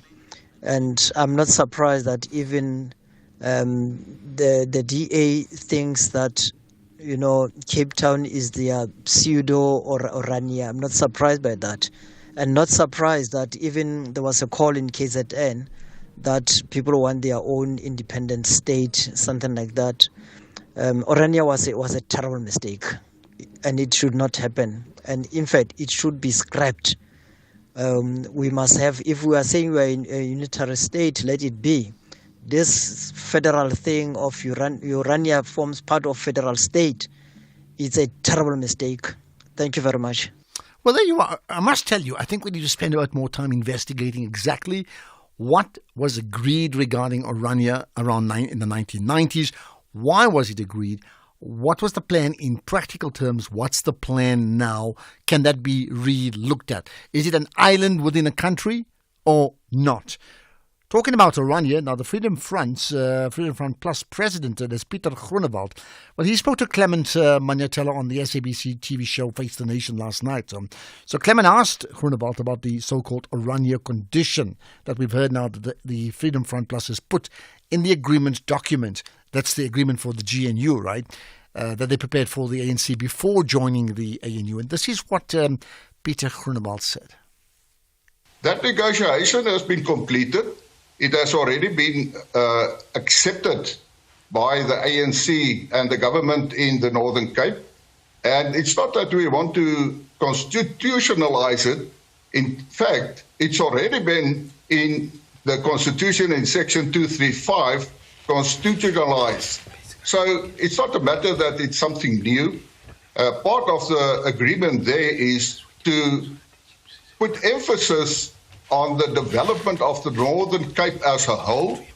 The Orania issue is part of an agreement, not the whole agreement. Okay. And they also want to contribute in the further building of all the people in Northern Cape. To give you an example, the Premier there said to us that there are lots of communal land, and he would like to see that the expertise from Orania and all the other farmers in that region be put available to assist the farmers on the communal land. Yeah. And there's also a task team that will be established to see that we take that process forward. All right, so it is to the benefit of all the people in the Northern Cape. All right, Dr. Groenewald, just help me clarify here. I had the ANC's Secretary General Fikile Mbalula on this show this week, and he said that's a non-negotiable for them. As part of the ANC, that is against their values and what they stand for, this recognition of Orania. So when you say that that agreement has already been concluded and it's been accepted by the ANC, what exactly do you mean? What did they agree to? Exactly what I said. We agreed to that. And a couple of weeks ago, we had discussions with the national level of the ANC, and I explicitly asked about the Northern Cape and whether they have the authority to accept or not. And it was said to us that, yes, they do have the authority to accept or not, and they did accept. What did they accept? Maybe, just for clarity for our viewers, what exactly did they accept that was your condition? The agreement that we've put forward in the Northern Cape was accept, and that agreement states, for instance, that all the documents and, for instance, court cases, where they re-emphasize the fact that they recognize those actions taken to recognize the status of Orania. So they have accepted that. I must tell you, are you as confused as I am about this whole issue? In terms of recognizing the status of Orania, I would have thought that Orania has been recognized from day one. That's why we even know the place is called Orania. Otherwise, we wouldn't be discussing it. I must find out more about it. I think we need to just do some investigation. What was agreed in the period leading up to 1994? And what is Peter Groenewald asking for now in terms of recognizing the status? I'm absolutely not clear about this, okay? Because they can't be saying, they're not talking about independent country or independent state, are they? And what do they have at the moment? They have a place that they say is free for all as long as they sign up for a certain heritage, which effectively means white Afrikaners. That's my understanding. And if you know better, then you need to just tell me on air. But I'm a bit uncertain what is the sign-up in terms of the Freedom Front saying we would join, or Freedom Front Plus saying we'd join in with the Government of National Unity if you give us this regarding Orania, meaning what more do they want regarding Orania that they don't have already, and what has then the ANC-led, and I'm going to say ANC-led because that's what the Chief Whip said yesterday, the ANC-led Government of National Unity, what have they then agreed with Orania more than what they've already agreed with in the past that has pleased the Freedom Front Plus so much that they are now part of the Government of National Unity? Okay, let's get to questions. Dumila on the line, hi. Hello, Ashraf. Yeah, good talking to you. Yes, that's good. You know what I want? I have one simple question with regards to Orania. What if Rastas will say they want their own community? Will that be allowed? Because Rastas are also a big community with their own values and principles, and they are quite capable of standing alone away from the state. Or let's say any tribal grouping can say they want their own state. That can be recognized. If that doesn't happen, then they take themselves out of South Africa. Is that allowed? That's a question to the ANC, not to you. Well, I mean, I think you're right about that question. You know, if that's the case, you know, how far down the line do you go? You know, when you had this Cape exit issue, one of the things they quoted was the existence of Orania, to say people can group each other around a common culture or a common language, and that's what they've done in Orania. It just happens they happen to be also white, right? But that's what they've done, okay? So, yeah, I mean, I would think, why, if you agree with one, why can't you agree with another? And I don't think you should agree with the other, but why can't you? It's very complicated. Maybe it's another issue we need to dig deeper into and understand it. Thanks for that call, Jamila. Here's one. Is Orania hurting anybody from Kathy in Pietermaritzburg? Well, I don't know about whether it's hurting anybody. I mean, it's like if saying, you know, if another part wants a province on their own, it won't hurt you if you're living in Pietermaritzburg. But does that mean you must just allow it, just a complete breakup of a country? Because that's what it would be, isn't it? Maybe I'm very much the idealist of, you know, we are all South African. 4:30 news headlines with Grecos. Thank you, Ashraf. A quick look at those headlines. President Ramaphosa says he's pleased with the support by African leaders regarding his decision to form an inclusive government. The Electoral Court has issued out directives in the newly formed MK political party's bid to invalidate the elections. The Specialist Court has given respondents until Tuesday to file responding affidavits. And a Ukrainian brigade has been redeployed to help defend a strategic eastern town in Ukraine from a concerted Russian assault. More on that story and other news at the top of the hour. SAFM, guiding you through the rush hour traffic. Good afternoon. Starting off in Gauteng, the M1 southbound in central Johannesburg is slow moving towards Crown Interchange. The N3 northbound, an earlier crash before Buccleuch Interchange, has been cleared, but traffic is still slow moving. The N1 southbound in Sunninghill has a crash near Rivonia Road. The N3 northbound in Bedfordview has a crash near Van Buren Road. Greyston Drive in Sandton is slow moving at the M1 highway, and the N1 southbound in Midrand is slow moving towards Buccleuch Interchange. In KZN, the M4 northbound in Umhlanga has a crash before the M41 exit reported. The N2 northbound has a stationary vehicle after the M25 commercial highway exit. The N3 southbound in Howick has a truck fire incident reported after Moerefeer Toll Plaza, and all lanes are open. In Mpumalanga on the N4 eastbound, there are queuing trucks reported between Hectorspruit and Komatipoort. In Cape Town, the N2 outbound has a crash before Muway, causing heavy delays. The M3 southbound is slow moving towards Rhodes Drive.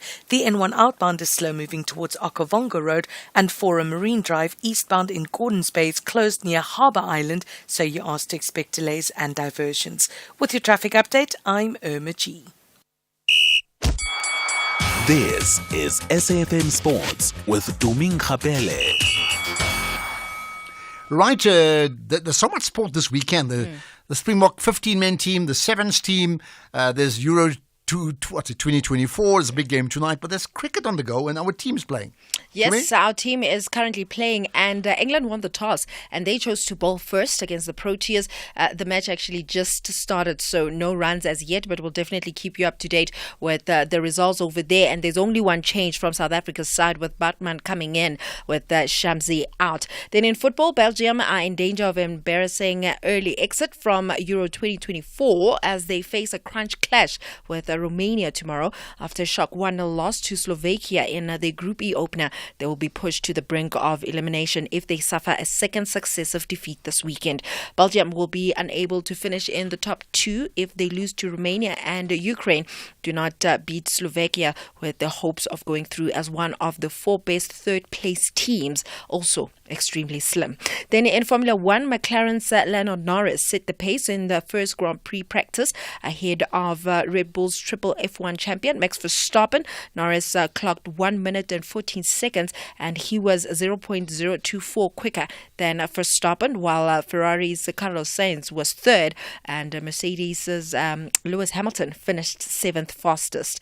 Then in boxing, the National Professional Boxing Promoters Association has raised objections and concerns to the appointment of a Boxing South Africa Sanction Committee without a full-time official with the regulator. Now, the Promoters Forum, which has been at loggerheads with BSA for some time now over a number of issues, says that the latest sanctioning committee approved and introduced by the regulator needs a secretary who is full-time in BSA.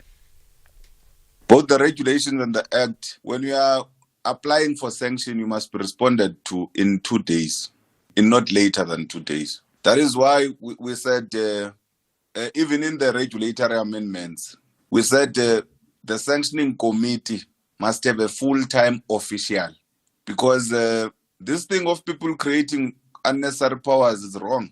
Must have a full-time official of Boxing South Africa, that is the secretary of the sanctioning committee. So that letters of sanction, once we are approved as a promoter, letters of sanctioning letters, requests are sent to the sanctioning committee, to its secretary. And then the secretary notifies the chair and then acknowledges that we have received this thing within a space of the following day or 2 days. Moving on to rugby, Franco Smith has called on his Glasgow Warriors team to make a significant step up as they prepare for a hostile reception in the Vodacom URC final at a sold-out Loftus Versfeld tomorrow. Now, the Bulls confirmed this morning that all tickets had been sold out for the URC final against the Warriors. Over 50,000 fans expected to make their way to Loftus Versfeld. Glasgow has already experienced the pressures of playing at a full house as the away team in the URC semi-final victory over Munster in Limerick. Then in cycling, 4-time Tour de France winner Chris Froome was left out of Israel Premier Tech's 8-rider roster for the world's biggest cycling race for a second straight year. Canadian Michael Woods is also absent from the team, which will be led by compatriot Derek G and Welsh rider Stevie Williams. Now, G finished third in the criterium earlier this month, and the 28-year-old Williams won the Flesh Wallon in April. With that said, it is a wrap from my side for now. I'll have more in the next hour, just keeping you up to date with the action that is happening at the T20 World Cup. South Africa's currently sitting on 4. I guess it's 8 with that 4, right? Yep. It 8 is, yeah. for no loss. It's Reza Hendricks and Quinton de Kock at the crease. So just a quick one. I mean, that's the Super 8 that they're in now, right? Super That's the 8. one they beat the USA the other day. Yes. So how many, there's 4 teams in their group, right? Yes, so they're going to play, I think, 3 matches each. And whoever wins here, because both of them are coming into this one off the back of a win, will have at least a foot into the semi-final. Can you imagine South Africa in the semis and the finals and winning a tournament in cricket? Don't get ahead of yourself. We are hopeful. We are hopeful. I want to do that. I really want to do that. Absolutely. Right, more from you in an hour's time. Perfect. Thanks for that. Should be right. By the way, lots of people wanted to comment on Orania. So here's the thing. What do you understand by Orania? What do you understand what is agreed upon by Orania?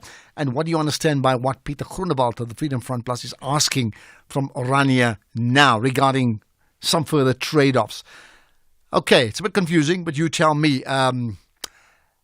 086 000 2032. Let's get to the markets now with Paswani Impatlani, the Senior Investment Manager at Makwe Fund Managers. Paswani, as always, good chatting to you. Let's get to local and global markets. Economic news on SAFM. Facts and figures you can count on. Okay, in fact, now we get to Paswani. Afternoon, Ashraf, and to all your listeners. When we look into the markets today, it was a PMI day where we got a sense of the global economic health through the business activity data sets that were coming in globally. It serves as an important data point because it's a leading indicator. And currently what it's signaling is that the Eurozone has slowed down to 50.8 as it saw some struggles in business activity in manufacturing sector. While the service sector retained some strength, it was more or less similar in the Asia region with the likes of Japan business activity 50. That was down to 50. It remains an expansion, by the way, if it's above 50, but it was pressured by the first contraction they experienced since 2020, as their orders and sales showed some declines, reflecting some struggles in the region, Asia region. Meanwhile, surprisingly, the US was the outlier in this data coming in. They showed some growth to 54.6, but a slight one because the previous month was 54.5, as they reported some slight improvement in both manufacturing and services business activity, as the confidence was rising among business leaders for the next year. But however, it looked like a bad news for the rate path outlook, as it reflects that the US economy still reflects some growth sentiment. Overall, it is a mixed picture. Bond yields stayed suppressed, but dollar kept some gains of around 0.2. Locally, market participants were optimistically cautious as they wait for the imminent cabinet announcement. With that said, the US market opened down with the S&P and Nasdaq down 0.2. Dow managed to eke out 0.2 gains. Europe was down with the FTSE down 0.3. DAX and CAC down 0.6. Locally, we're down 0.2, with our direct by our resources down 0.8 and our industrials down 0.3. Financials eking out 0.4 gains. In the commodity space, we see gold was down 1% at $2,334 an ounce. Platinum was down 0.2 at $985 an ounce. Oil was up 0.3 at $85.93 a barrel. Meanwhile, the rand was relatively stronger, sitting around 17.93 against the dollar, 19.17 against the euro, and 22.66 against the pound. Okay, that's it. And yeah, that's it in terms of the market. There's no other news, right, from you today. That means it's Friday. I get that. Paswani, thanks for that.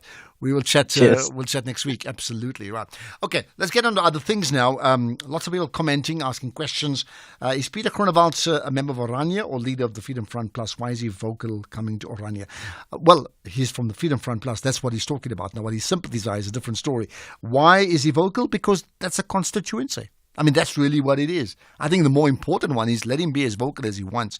What's important is what has been agreed upon in terms of what he claims is an agreement now between himself or their party and the government of national unity. For example, what has been agreed and what has been agreed before with regard to Oranje from day one. Salo in Limpopo, let's get your thoughts. Hi, Salo. Good day, Ashraf. Yeah, good talking to you. Go ahead. What's your point? Yeah, I just want to make a comment from the outset, Ashraf. I want you to please give us time to speak. No. Hold it. I must butt in here. I must tell you now, the solo. We have guests that we give a certain amount of time.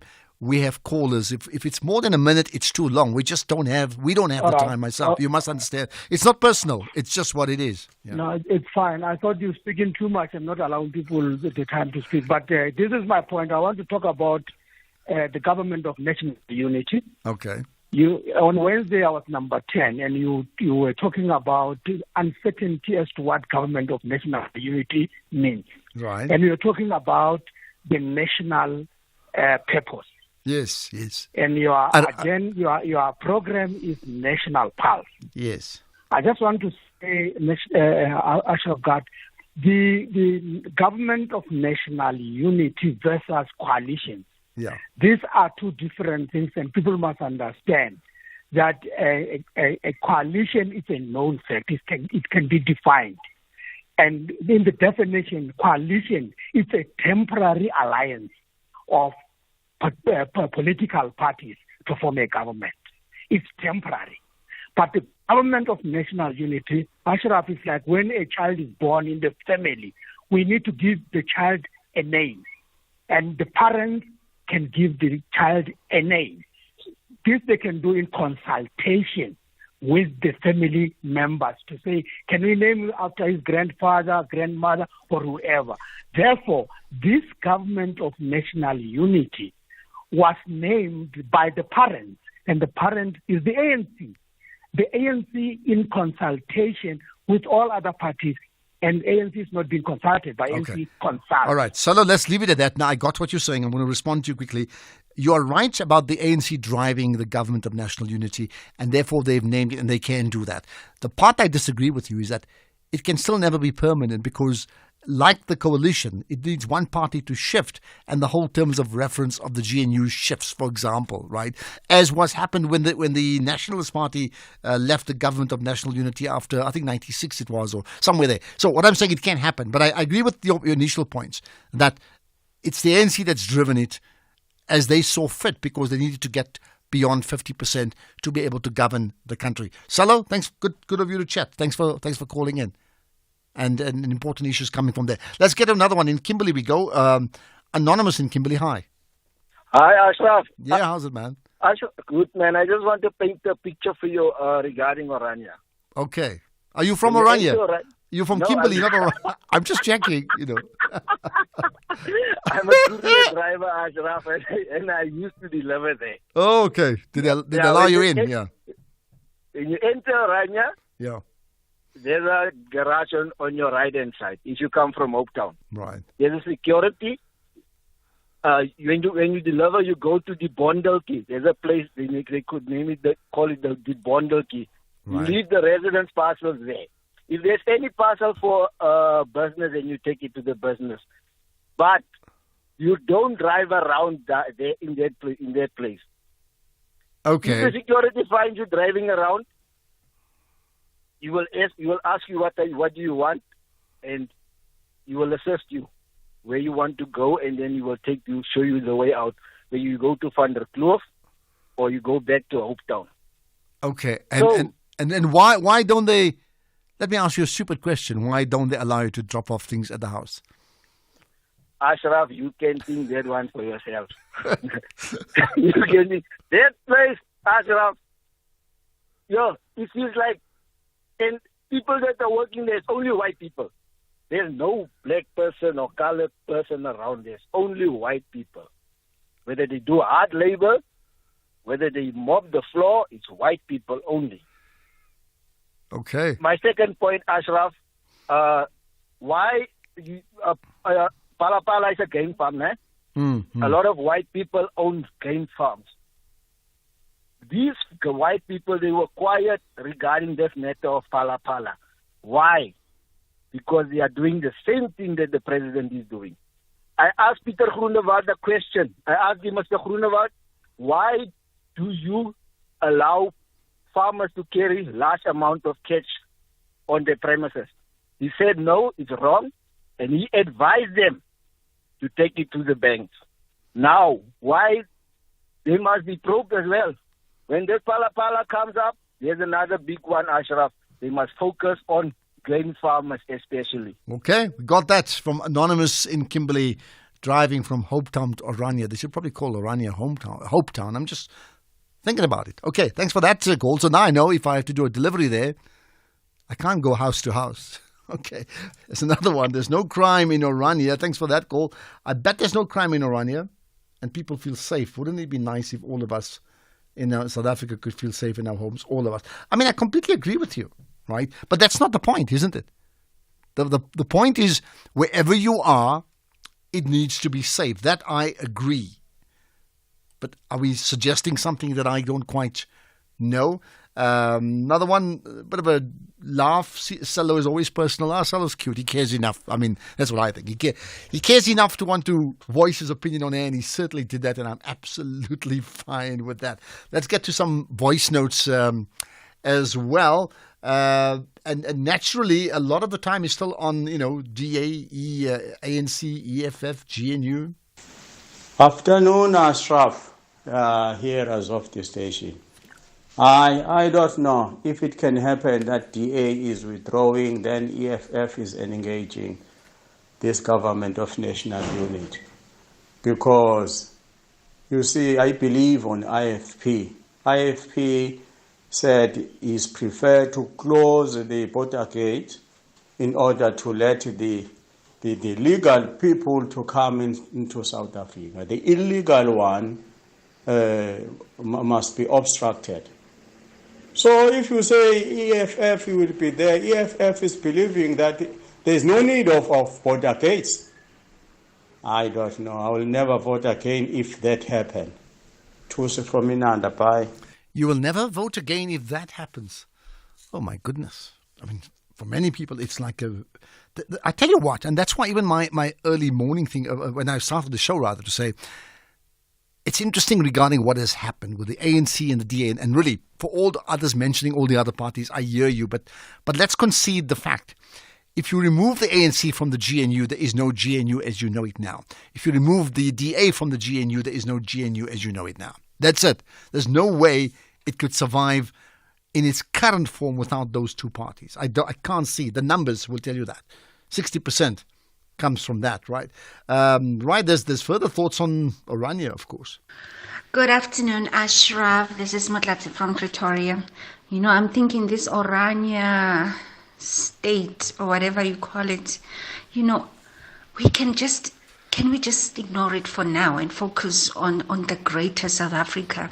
Because I think we need to make South Africa great. I mean, ANC, DA, etc., they must make South Africa great so that we don't have to focus on just one portion, just that whiny, tiny portion that marginalizes, or it seems like it's marginalizing the whole country. What's so special about Orania? We do have resources. Let's use them optimally so that we can be proud of South Africa and stop bothering Orania. Stop bothering Orania. Oh my goodness. You know what I love about our country, and what I love about hosting a talk show like this? I did say this before, like, we have such diverse opinions, and but also listeners, audience, you get me thinking. So I go home, I promise you I'll think about you guys at night. I'll think about you on the weekend. Like, stop bothering Orania or worrying about Orania. Okay, I get that. There's more. I'm sure others will be worrying about Orania. You see, here's another one about Orania. Shalom, Ashraf. This is Wisdom. Concerning Orania, I believe what is happening there, it's just a sign that's what is going to happen all over the country. The grouping of the ethnic groups, tribes, I think that's where we're going, and I don't see anything stopping that. You see, it's just like speaking English, so it's all over the world, and we cannot stop it. It's just like that. I think that's what is happening. South Africa is going to be divided according to a tribe, and that is what is happening. It's just for us to wake up and smell the coffee. Thank you. Bye. Well, look, I hear you. I mean, I understand, there are many countries where, groupings want their own independence. I think probably the best, the recent example that I can think about would be what's happened in Spain, where certainly many parts of the region, the Basque region, where Barcelona is, they've been wanting to have their own country, their own identity for a long, long time. But there are many other countries like that. But I think here we're not even talking about, we're talking about small towns. We're talking about suburbs, really speaking. It's small communities. You can't really do that, isn't it? Imagine if everyone, that will go back to like tribes, where each tribe is one. How do you then work out together what happens next? But by the way, someone said, Ashraf, look at CODESA and that agreement regarding Orania. Well, I agree with you, but if you want to add any thoughts on Orania and how we should deal with it, and whether it should be a condition to accept a party into a government of national unity, well, I want to hear from you. We're going to talk about the youth and the issues driving South Africa's youth right after this. Top Sport with Michael Abramson. The president of the South African National Climbing Federation, Chris Naudé. What is the format in terms of the Olympics? I know there's bouldering, there's rock climbing, there's various other aspects of the sport. So are these all encompassed at the Olympics, or are there special and specific skills needed? So not all of them. With the format for Paris Olympics, there's 2 medals per gender, shall I say. So they'll be competing for speed. Speed climbing is the one medal, and the other medal is for a combined lead and boulder. So lead climbing is what most people see as climbing with a rope up a very high wall and so on. And in the lead climbing, you get a single attempt at a wall which you haven't seen before. There's artificial holes on an overhanging wall. Top Sport on SAFM. Ashraf Garda on the National Pulse. Okay, we will connect, in fact, in a few minutes' time to Yershin Pillay, the CEO of that's Chieta, about the issues facing South Africa's youth. Before we get to that, let's get further comments again on Orania. We get to Gqeberha with Loyiso. Hi, Loyiso. Hello, Ashraf. How are you? Yeah, very good indeed. Go ahead. Good to hear from good. you. This thing of Orania and there are people there from Orania asking for Orania to be separated and all that. I think for the benefit of the Afrikaners, because they are human beings, they do have their culture as well. I think they don't want to vanish amongst a lot of African cultures that are here in South Africa. Yeah. Number two, yes. Carry on. Yes, number two, if you remember, at first they wanted Free State, Transvaal, all that area, so that they are able to produce food and all that, and they didn't want anybody else to boor. That's what they do. That's what they say farming is. Mm-hmm. And the reason for that, their main reason for that is because they think that a lot of black people here in South Africa, there's a lot of us in Joburg, there's a lot of us in Cape Town, there's a lot of us in the Eastern Cape. There's a lot of Xhosas in KwaZulu-Natal, there's a lot of Zulu people in KwaNdebele. Every culture has got their own place to stay. So what they're wanting a place to exercise their culture, to exercise their roots, so that they can be celebrated as well. So that's how I see it. Okay, but is that a good thing? What I'm saying is we all have cultures within the broader culture of what is South Africa, right? Yes. There's no way you can have 20 countries in this country. You know what I'm trying to say?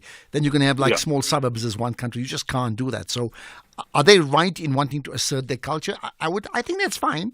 The question is, to what degree does their culture become, a national issue? Yeah, that's the point that they should be engaged on. Because exercising your culture, there's nothing wrong with that. But going beyond that, I agree with you on that point that it shouldn't be a country within the other country. Well, in many ways, it may not be totally that, but sure, it's something similar. Thanks for calling in. Yeah. Okay, thanks very much. Thanks for calling in. I mean, as you heard that call, somebody said, go to Orania, do I need a passport? I mean, seriously. Leklogonolo in Germiston, the East Rand of Joburg, I would think. Also want to talk about the government of national unity. Go ahead. Good evening. Good afternoon, Ashraf. Afternoon and evening, yeah. The sun is... How are you? Yeah, good. How's it, man? Good. I'm good. Yeah, I just want to talk about this GNU thing that's happening now. Right. The truth of the matter is that the ANC and the DA have been merged into this coalition that's been called a GNU. Mm-hmm. It's actually not a GNU, it's a coalition. And I think it's not going to last beyond 2 months, actually. Because already the madam is giving them direction and is actually the minority in this GNU, or 20% of it. Compared to the ANC, if you look at the results, they are 40%. In this GNU, they both make 60%. But I see her running the show already, as you can see how she's going around and pulling clauses and so on. So I just wanted to make that point. That's my point, to say this is a coalition. They were merged into this. They personally don't believe in it. They are opposed to each other. They don't share anything, to be honest, and it's going to fail. And but I don't know. I mean, look, let's agree that the DA and the ANC historically are poles apart, right? Certainly. Yeah. But, they together because somebody has to get to 50% to govern the country. So whether you want to call it coalition, whether you want to call it a football club for like here, it really doesn't matter, right? You can have the debate all day long, right? Yeah. But or GNU, but parties have got to come together. That's the price we have to pay for not giving one party 50%. That's the price the parties have to pay for not being strong enough to convince us to support one party above 50%. But now, why do you say that it won't last 2 months? What tells you that? Well, I think in general, we have to pay a price, I agree. But they will also pay a price in 2026 because, their members don't really believe in this as well. They just feel it's convenient because the DA sounds powerful for a short period of time, and the ANC kind of is able to save this president who's probably embattled. And I think the motion that the EFF is considering is a good one, and that's what will basically collapse the GNU. I don't know. I mean, I hear you. Okay, I hear you. Let's move on. I mean, I'm just saying I don't know I'm saying to you, if you look at South Africa, even in the last 30 years, there are lots of times political parties differ and they argue in parliament, but we are a working democracy. We really are a working democracy. And I do believe, let's start with the ANC and the DA, that although they may differ, I think there is sufficient consensus that everybody wants what's right for the country. Am I being naively positive? Well, I hope I never change doing that, because I think there is space for that. So even the other parties, there's now talk, it's not confirmed, but there's talk now that the UDM is going to get on board with the government of national unity. And if I look at their statements of a few days ago, it's very, very different, because they were also supposed to be part of that progressive alliance. Things change. So what I'm saying is, I think, in spite of the parties differing, give them some credit that they are willing to work together. I mean, if the only reason for the DA to join was to lead, then why would they join in the first place? Why would they not just be an effective opposition, keeping in mind that now the official opposition would be the MK party? Patrick in Pietermaritzburg, hi. Hi, Ashraf. Thanks for taking the call. Ashraf, I also want to talk about your culture, the Muslim culture, Ashraf. Yeah, what about it? Because the Muslims are also very secretive people. You can't just go to Muslim culture. They also stick to themselves and are very confined to their areas. So I think we have to respect each other's cultures, but. Well, I don't know if I agree with you. What I'm trying to say is, let me answer by saying, the word secretive is wrong. I think the fact is all cultures hold on to what is culturally precious to them, whoever they may be. Yes, right? Yes. Now, the next question is, do you then ring fence an entire community within a country, almost like a mini country, and nobody can enter? That's really the issue. The issue is not that whether you must hold on to your culture. I would hate to think that South Africans can only be South African if they drop their cultures and we have one unified culture, one language, and we all just drop religious and cultural affiliations. We can't do that. And what if the Afrikaners went to Nkandla and said to those Zulu people, listen, this is not your land, we want to come and live here? Do you think they can allow that, Ashraf? I don't know. I'm not an expert on that. I mean, really, I'd be guessing. Yeah. I'm not an expert on that, clearly not. So, but I don't, I mean, for what it's worth, I don't really agree with the idea of ring fencing an entire, let's call it a large piece of land as a mini province for one people. But that in some way has happened. Thanks for that, Patrick. Right, let's get to the news now at 5 o'clock with Greg House.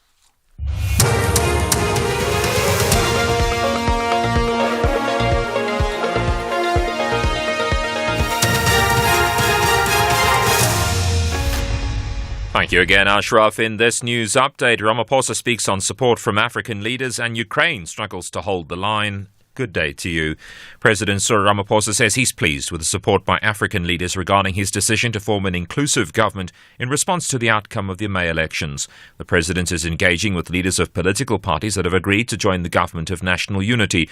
Ramaphosa met with the Nigerian president, Bola Ahmed Tinubu, following his inauguration. He says relations between South Africa and Nigeria are key to the economic growth of both nations.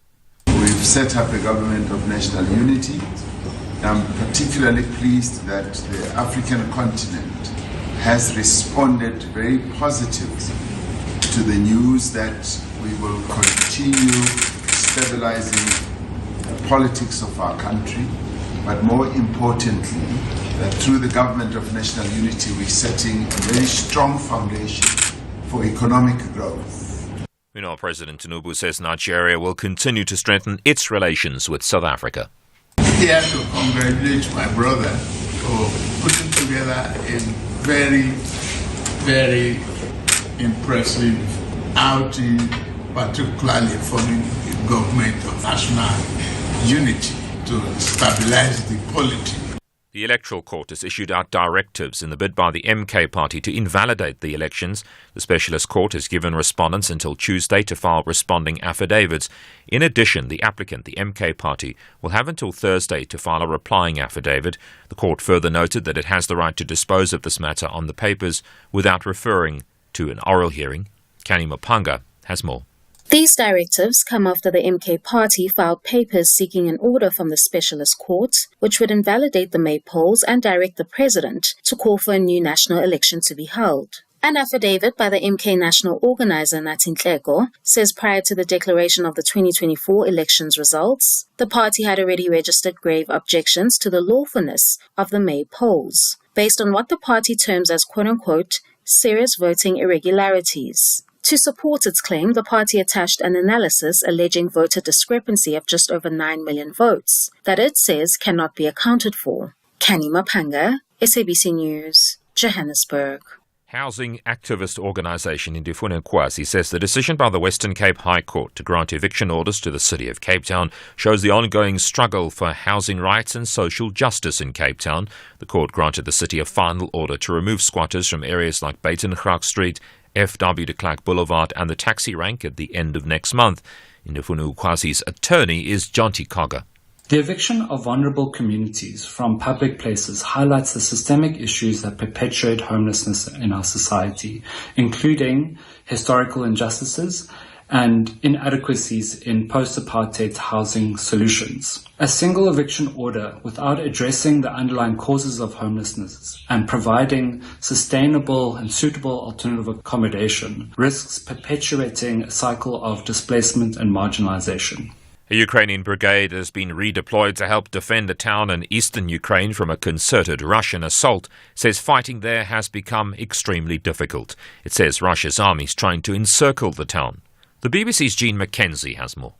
If the Russians can successfully capture Chasiv Yar, which is strategically located on top of a hill, it would put a number of key Ukrainian cities within sight and make it easier for Russia to push forward and achieve one of its main aims of this war, to occupy the entire region of Donetsk. Units from Ukraine's 24th Separate Mechanized Brigade that have been redeployed to the town said Russian forces were trying to encircle it, attacking it from the north and south. But up in the northeast of Ukraine, the situation around the city of Kharkiv has stabilized after Russian troops crossed the border in May. The top story, President Ramaphosa says he's pleased with the support by African leaders regarding his decision to form an inclusive government in response to the outcome of the May elections. That's SAFM News. I'm Greg House. And coming up in your sports this hour, Springboks expecting a physical battle in the first test this weekend. South Africa currently sitting on 76-1 after 8 overs. More details at 5:30. SAFM. Guiding you through the rush hour traffic. Good afternoon. Starting off in Gauteng, the N1 southbound in Sunninghill has a crash near Rivonia Road. The N3 northbound is queuing towards Buccleuch interchange. The N3 northbound in Bedfordview has a crash near Van Buren Road. And the N1 southbound in Pretoria has a crash reported after Riegel Avenue. In KZN, the N2 northbound has a stationary vehicle reported after the M25 Commercial Highway exit in Ashburton. The N3 westbound has a crash before Ashburton exit. And the N3 eastbound has a stationary truck reported after Market Road exit. In Mpumalanga, the N4 eastbound has queuing trucks reported between Hector Spruit and Komatipoort. In Cape Town, the N2 Nelson Mandela Boulevard outbound is slow moving towards Hospital Bend. The R300 southbound has a stationary vehicle reported on the link to the N2 outbound, and the N1 outbound is queuing towards Okavango Road. With your traffic update, I'm Irma G.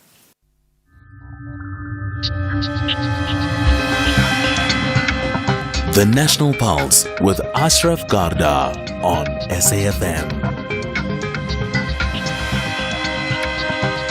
You're listening to the National Pulse, weekdays 3 to 6 p.m.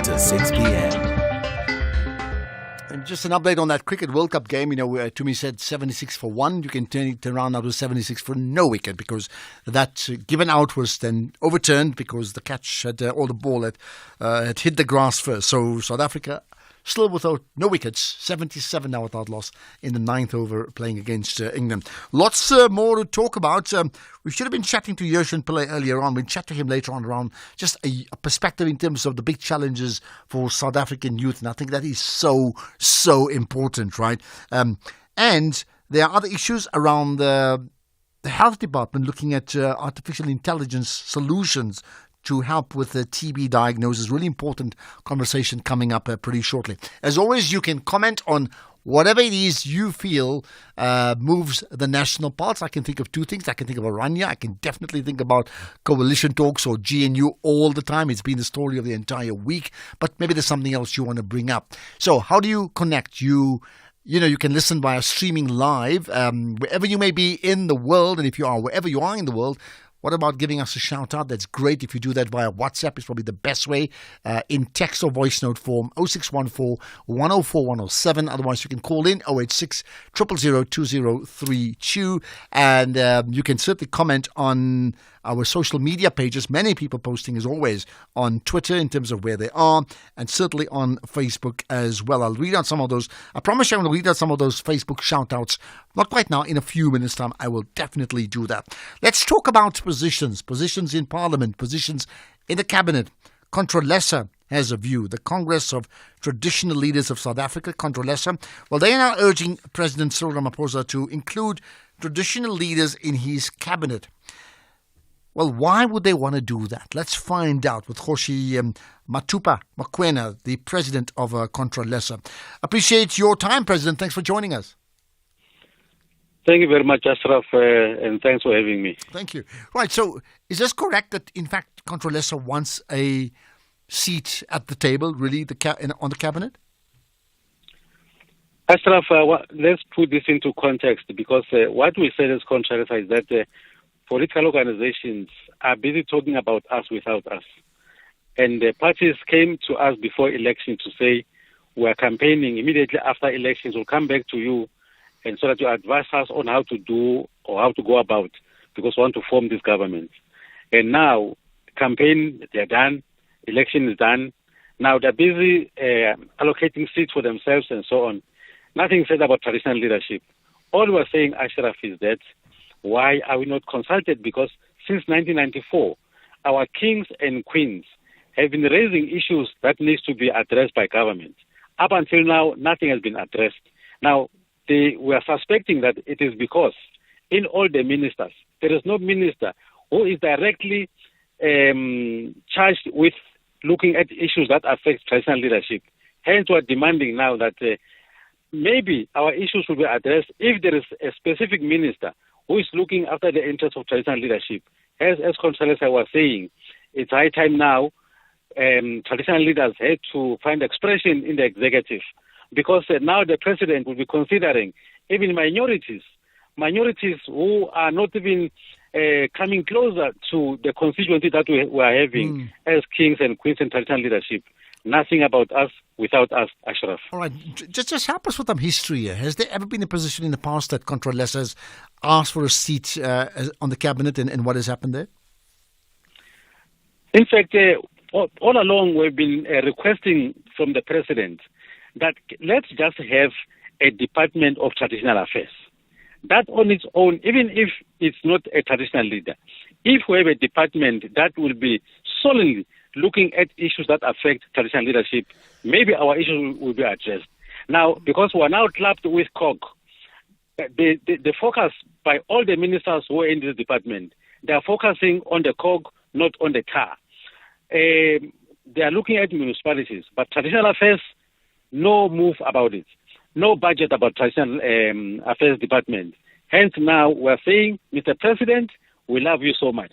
Yes, we are inviting everybody to come into your cabinet. What about us, the real owners of this country, and all the voters that gave these parties to be in Parliament now? Look at the states, Ashraf. Where do they get the votes? From rural areas. But the leaders in those very areas are sidelined or snapped. Hence, we're not demanding so much. We're only saying, consider us as well when you regroup your team that you're going to work with in this GNU. Has the president responded to your request? I got calls from ministers, Ashraf, but I can't tell you what they're saying. I'm expecting a call from the president, because they said, Nokhoshi, we heard what you're saying. The old man will come back to you. We are waiting, because I've got mandate from the kings and queens to raise what I'm raising now. I'm not saying it as Khoshi Mokoena. I've got the mandate from all the leaders of this country, who happens to be our kings and queens and traditional leadership in Controlesa. Now, this sounds very strange. We're talking about the government of national unity, and normally when we talk about the GNU, we refer to political parties. I mean, and I'm really just throwing things together. Is there space for traditional leaders or Controlesa to form part of the broader government of national unity, since we are moving into completely uncharted territories here? Ashraf, for information, my leader, there are many traditional leaders who belong to political organizations. Many. And some of them, we just that because we are apolitical as contra lesser.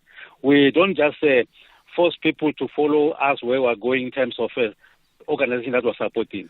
There are traditional leaders in various political organizations that are capable and very fit to can even serve in any position. But we're not demanding much. We're only saying consider traditional leaders. We're not even dictating as to who must be appointed, but we're saying precedent.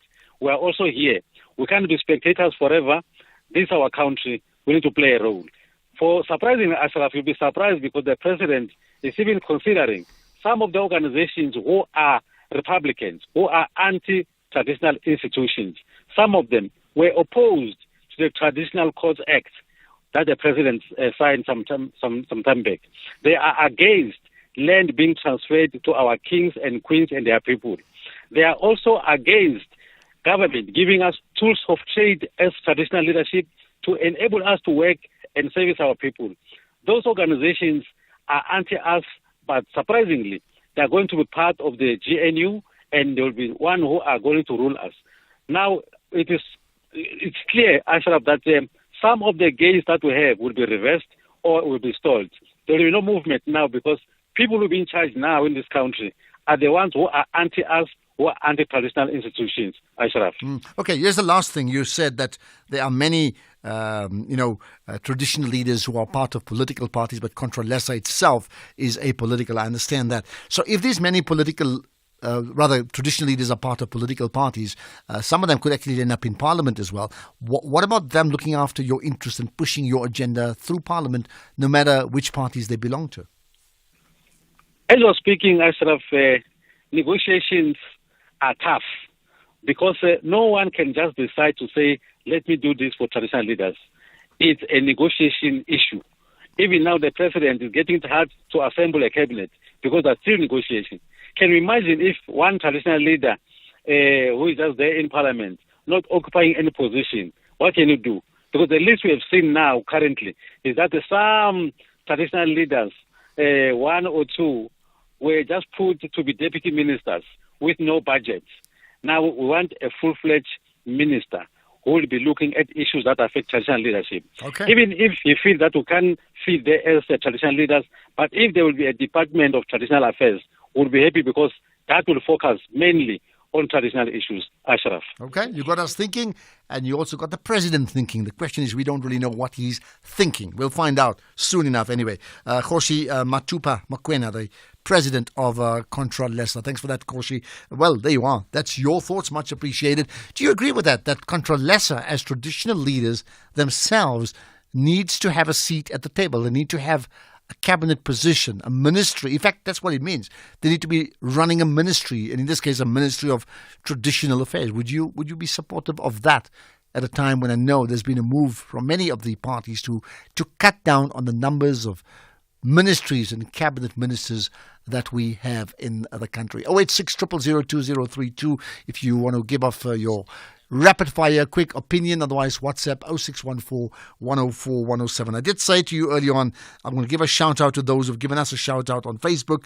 So let me do that very quickly. Brian Browers saying, good afternoon to the National Pulse team. Enjoying your show, Ashraf. Much appreciated there. And then Vafunzi saying, we are together as always from Jamaica Street, right? And then Sibuyile, always listening from Ivory Park. That's great. Vusi Matibula saying, listening inside. They're taking me home, okay? Got that. Tsepo saying, greetings, Mr. Garda. Together with the team, don't call me Mr. Garda, Ashraf Garda. Okay, together with the team, I'm listening from Poch. Stay blessed, absolutely. And then Rasa Petra Tosh Khanyacho, okay? Saying, good afternoon, Mr. Garda, and your team, the National Pulse, listening from Polokwane. There we are. And then 105.10 giving the meter band. You know, you can also listen from anywhere in the world. Are you from anywhere around the world, not in South Africa, listening via streaming live? If that's the case, what about giving us a shout out? And by the way, you can also tweet it out, SAFM Radio. Just tag SAFM Radio and myself. We will certainly pick it up. Right, let's talk about healthcare, looking at the obvious drive towards artificial intelligence solutions for TB diagnosis right after this. You're listening to the National Pulse on SAFM.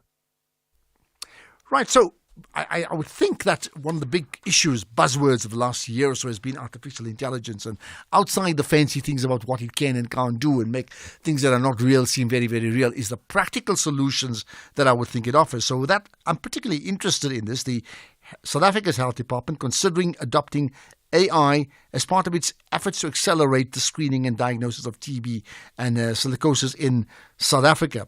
This follows the recommendation by the WHO for member states to use computer-aided detection software to interpret chest x-rays when screening and triaging for tuberculosis. Okay, let's get further thoughts on this. Professor Norbey Njeka was the head of the National TB Program in the Department of Health.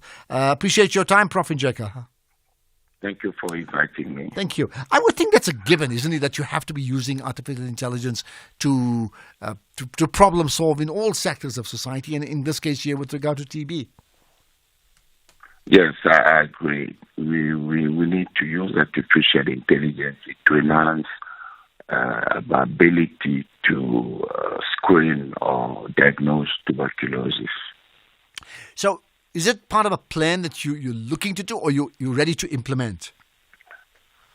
So what we've done so far is that we've introduced a few mobile vans that do detection using artificial intelligence, and then we were planning to do more. This time the plan is to use for silicosis screening and detection. So that is going to do really more than just looking at tuberculosis. And tell me more in terms of the practicalities. You know, for example, you could tell us in terms of testing for and doing a diagnosis on TB traditionally versus using artificial intelligence. How would that change? So basically, when we have somebody and when you test someone, let's say you suspect some people have TB, you have various options. TB diagnosis is a laboratory diagnosis. Unfortunately, with laboratory tests done, you can't really diagnose everyone with TB. For example, children, you may not easily even get their sputum, and so there are various things that will make that you are unable to always diagnose TB using laboratory. So when you bring in X-ray with artificial intelligence, you enhance capacity to find TB. So that's really the importance. It is not replacing laboratory, but it is aiding, augmenting capacity or ability to find tuberculosis. And we have the tools, we have the capacity? Yeah, we do have, at this stage, we've got 38 events in the country. We've got 38 units. We started bringing them from year to 2020. And from that time till today, almost 400,000 people have been tested using that technology. And we are hoping that we'll get even more, because the 38 I'm talking about are in 12 priority districts that are funded by the Global Fund. The USAID has also purchased 15 in a number of districts where they're working, but we're hoping that in future we can have this in the mining and peri-mining areas, and hopefully in various provinces will buy also, so that we do more tests using the artificial intelligence. Perhaps just from a pure medical point of view, I mean, and I know we're sort of looking to the future here, how is this going to aid ultimately the patients, because what you're looking at is healthcare and improving the lives of people, not just in terms of identifying TB, but in terms of what potentially preventatives and in terms of the type of treatment they require. And that ultimately, I would think, from an audience point of view, be the most important things they want to know. Yeah, so basically, we need to find TB in order to end TB. We have targets that we should end TB by 2035. Now, finding it early is also very, very important, because if you are unable to diagnose tuberculosis, then you will not treat people who have tuberculosis, and they will still transmit the disease. Now, if you look at a microscope, when we used only microscopy to diagnose TB, the microscope would only find half of the people with TB. It was unable to find the other half that had TB. So that was a limitation. With molecular tests, like GeneXpert and others, which you call TB nuts, you can find up to maybe 80%, but it's never 100%.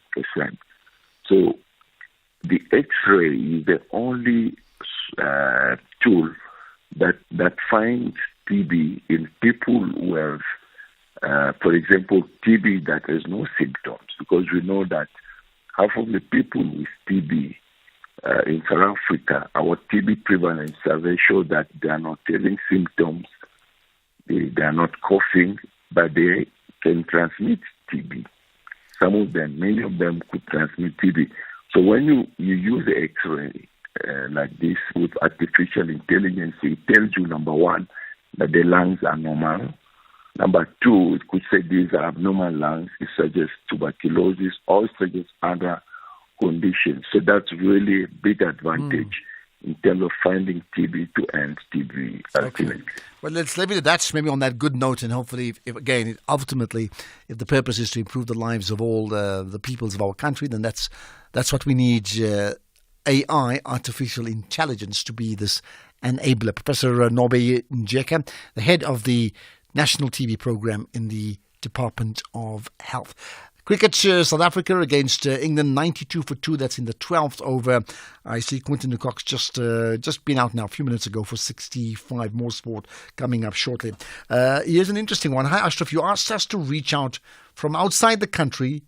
I'm Chesley from Port Shepstone, but I'm working in Ireland and I listen to SAFM daily. I miss South Africa and home. I now really appreciate the vibe and personality our South African citizens have. It is unmatched. Greetings to you all. Well, that's a lovely call, Chesley, and hopefully that me giving you a shout out makes you smile a little bit more than what you were doing a little bit earlier on. Okay, you're in this Emerald Island, so keep on listening fairly regularly. It's great if you do that, right? There's other. I'll take further calls as well, and WhatsApps, and perhaps. So here's another one. Ashraf, the GNU will create a left's government, it says, whose majority can decide most things behind closed doors. The idea of a stable government is just a narrative when you're selling to those who consume the news. Already, Helen Zille's sentiments are showing challenges, so don't force the GNU down people's throats. I don't know what you mean when you say don't. Is that to me that you're saying? In fact, that's what parties have decided. I have no power. We're simply reflecting what it is. And we can't say much more. We can certainly reflect what's happened and maybe give an opinion. But in terms of forcing it down, not at all. We certainly don't have the power. Can you imagine if we really had that sort of powers? No, absolutely not, right? Okay, let's get to further calls as well. We should be chatting to KG, I think it is. In fact, let's get to Bloemfontein. Hi, KG. Thank you so much for taking my call. Yeah, good talking to you, KG. Yeah, go ahead. What's your point? Yes, I just want to say in the news that Cape Town will be rid of people who park in the street. I think it's very welcome news. Because my position is all those people who are chilling there, or most of them, have got some kind of home. They come from somewhere. Some will come from Bloemfontein, some from Mafikeng, some from all over. You know, they have a house and a bed and a room somewhere waiting for them. Just that they choose to live this unregulated unsupervised, in brackets, reckless lives, and the refusal of these people to make use of the arrangements, the facilities that were provided by the city, to say during the day, go out and hustle. Tonight you come back, here's a place for you to sleep, to bath, to sleep, to wash, to eat. And then the refusal to accept those arrangements is simply because of the preference, to live a life where when you park, when you pass the sequence there next to the swimming pools, you find a lot of human excrement, and where you meet a lot of people who honestly speaking, are not a nice sight. So this thing, these people are advocating to say they are homeless. I don't believe it is totally true. So, if all the cities can learn from the city of Cape Town, so that at least when our CBDs, our cities can look proper, for businesses to grow and for tourists, etc., etc. So I actually welcome that development. Okay. Got that. Your line's not very clear, but I think the gist of it is regarding the homeless people living in the streets of Cape Town, and a plan now to get them into not the traditional informal settlements, but certainly to get into a type of settlement where they stay in a type of dormitory, but they get support. They get 2 hot meals a day, according to Jordan Lewis. I certainly heard that Jordan Lewis earlier this morning, and certainly also get so they have a counsellor on site 24/7, and they believe that's important, but that was enforced by law because they felt that these homeless people will not voluntarily want to move there on their own. Okay, more thoughts, Katu. Let's get to your opinion in Midrand. Hi, Katu. Ashraf, how are you? I'm good indeed. Right, let's talk about it. What ethnic mobilization? Tell me. I think, firstly, on the GNU, I think while campaigning, maybe political parties should have asked the people on the ground, if we don't get a majority, who should we go into coalition with? That would have been very interesting.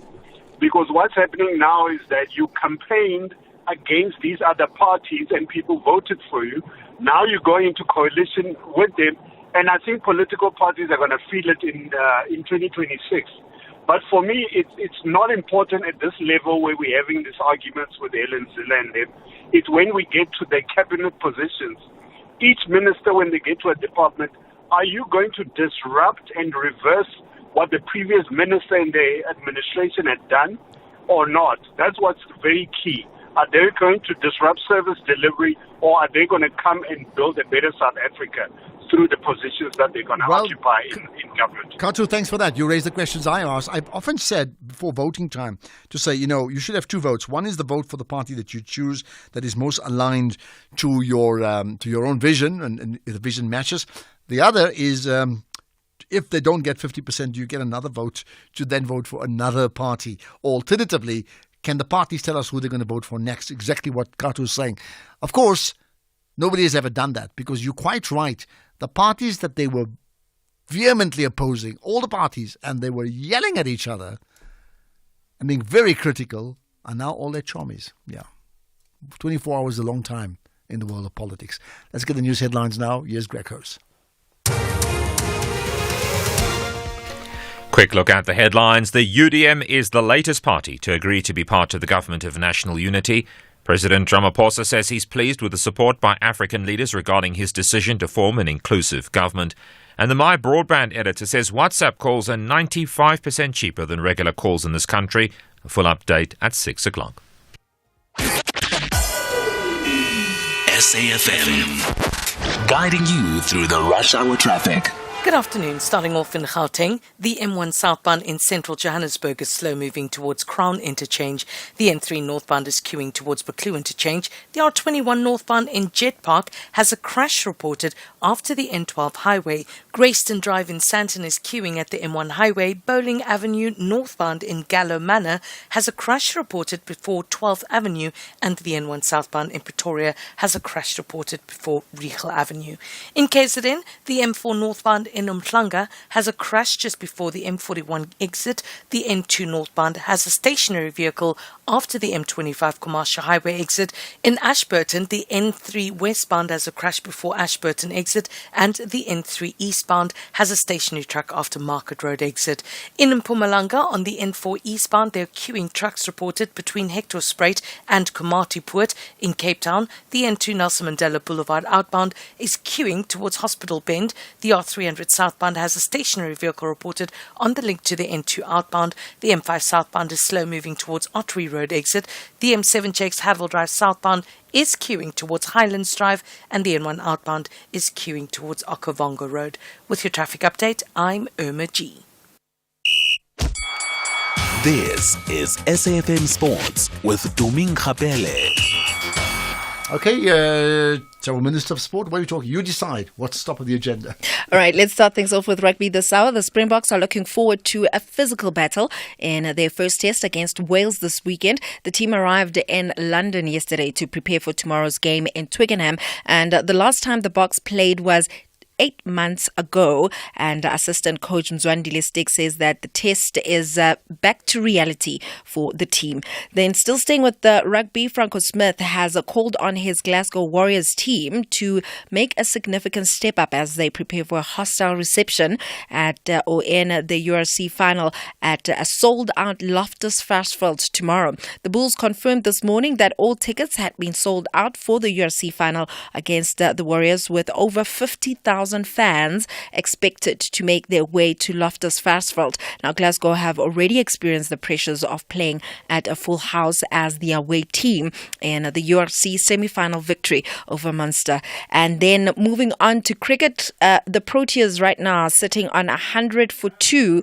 after 13 overs. They have lost Quinton de Kock, who hit 65, and Reza Hendricks at 19. In terms of the ones that are at the crease right now, it's Heinrich Klaassen and David Miller. And still staying with cricket, South Africa will play India in a 4-match T20 international series in South Africa in November. Now, the series will consist of 4 matches beginning on the 8th of November at Kingsmead Stadium in Durban. Then the next match is scheduled to take place in the friendly city of Gqeberha on the 10th of November. The series then moves to the Highveld, with SuperSport Park hosting a match on the 13th of November, and then Wanderers Stadium hosting the final match of the series on the 15th of November. In football, France captain Kylian Mbappe will not be allowed to wear his France-themed mask despite a broken nose when he plays at the European Championships. Now, Mbappe will have to wear a mask for the rest of the tournament after suffering a nose injury in their opening match. However, UEFA's rules say that whatever medical equipment must be a single color and free of team and manufacturer identification. In terms of France, well, they face the Netherlands tonight at 9 p.m. and also Poland versus Australia is coming up now at 6 p.m. Just before I say goodbye, keeping you up to date with what's happening with the Proteas versus England. South Africa currently sitting on 102 for 2 after 13 overs. With that said, ke nna Doming Khapele, Modimo ke yo. And that says, God bless. Got that. Have a great weekend. Economic news on SAFM. Facts and figures you can count on. Okay, there you have it. Quick one. Comments on the United Democratic Movement, UDM, now accepting the invitation to join the Government of National Unity. Well, it's growing, absolutely. Let's talk about other markets now with the MoneyWeb market update, as always, with Jimmy Moyaha. Hi, Jimmy. Good afternoon, Ashraf. How are you? Yeah, pretty well indeed. I trust you good too.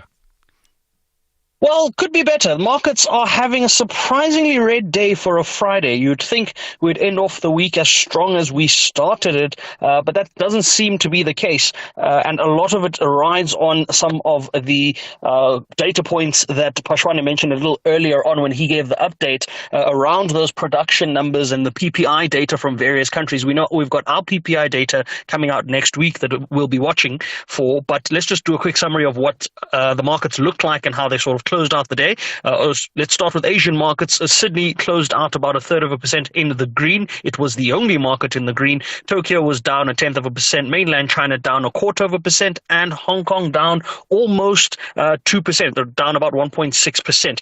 If we look at European markets, they were also all in the red, with the FTSE down 1/3%, DAX 1/3%, and the CAC 40 in France down 0.4%. US markets at the moment are still in the red, with the Nasdaq almost flat, sitting down less than 0.1%, but the S&P down about 0.1%, and the Dow sort of down similar to the Nasdaq. If we have a look at our own local markets, they also finished in the red, with resources losing about 0.75%, so 0.75% there. 0.88% in the red were industrial stocks, and financial stocks were the only saving grace. They're up about almost 0.5%, 0.44% there. But nonetheless, all share finished down about 0.4%. Top 40 down about 0.56%. If we have a look at some of the companies that had really good days, the Foschini Group, the Truworths, and Pepkor leading on the positive side, with the Foschini Group up 5%, Truworths up 4.6%,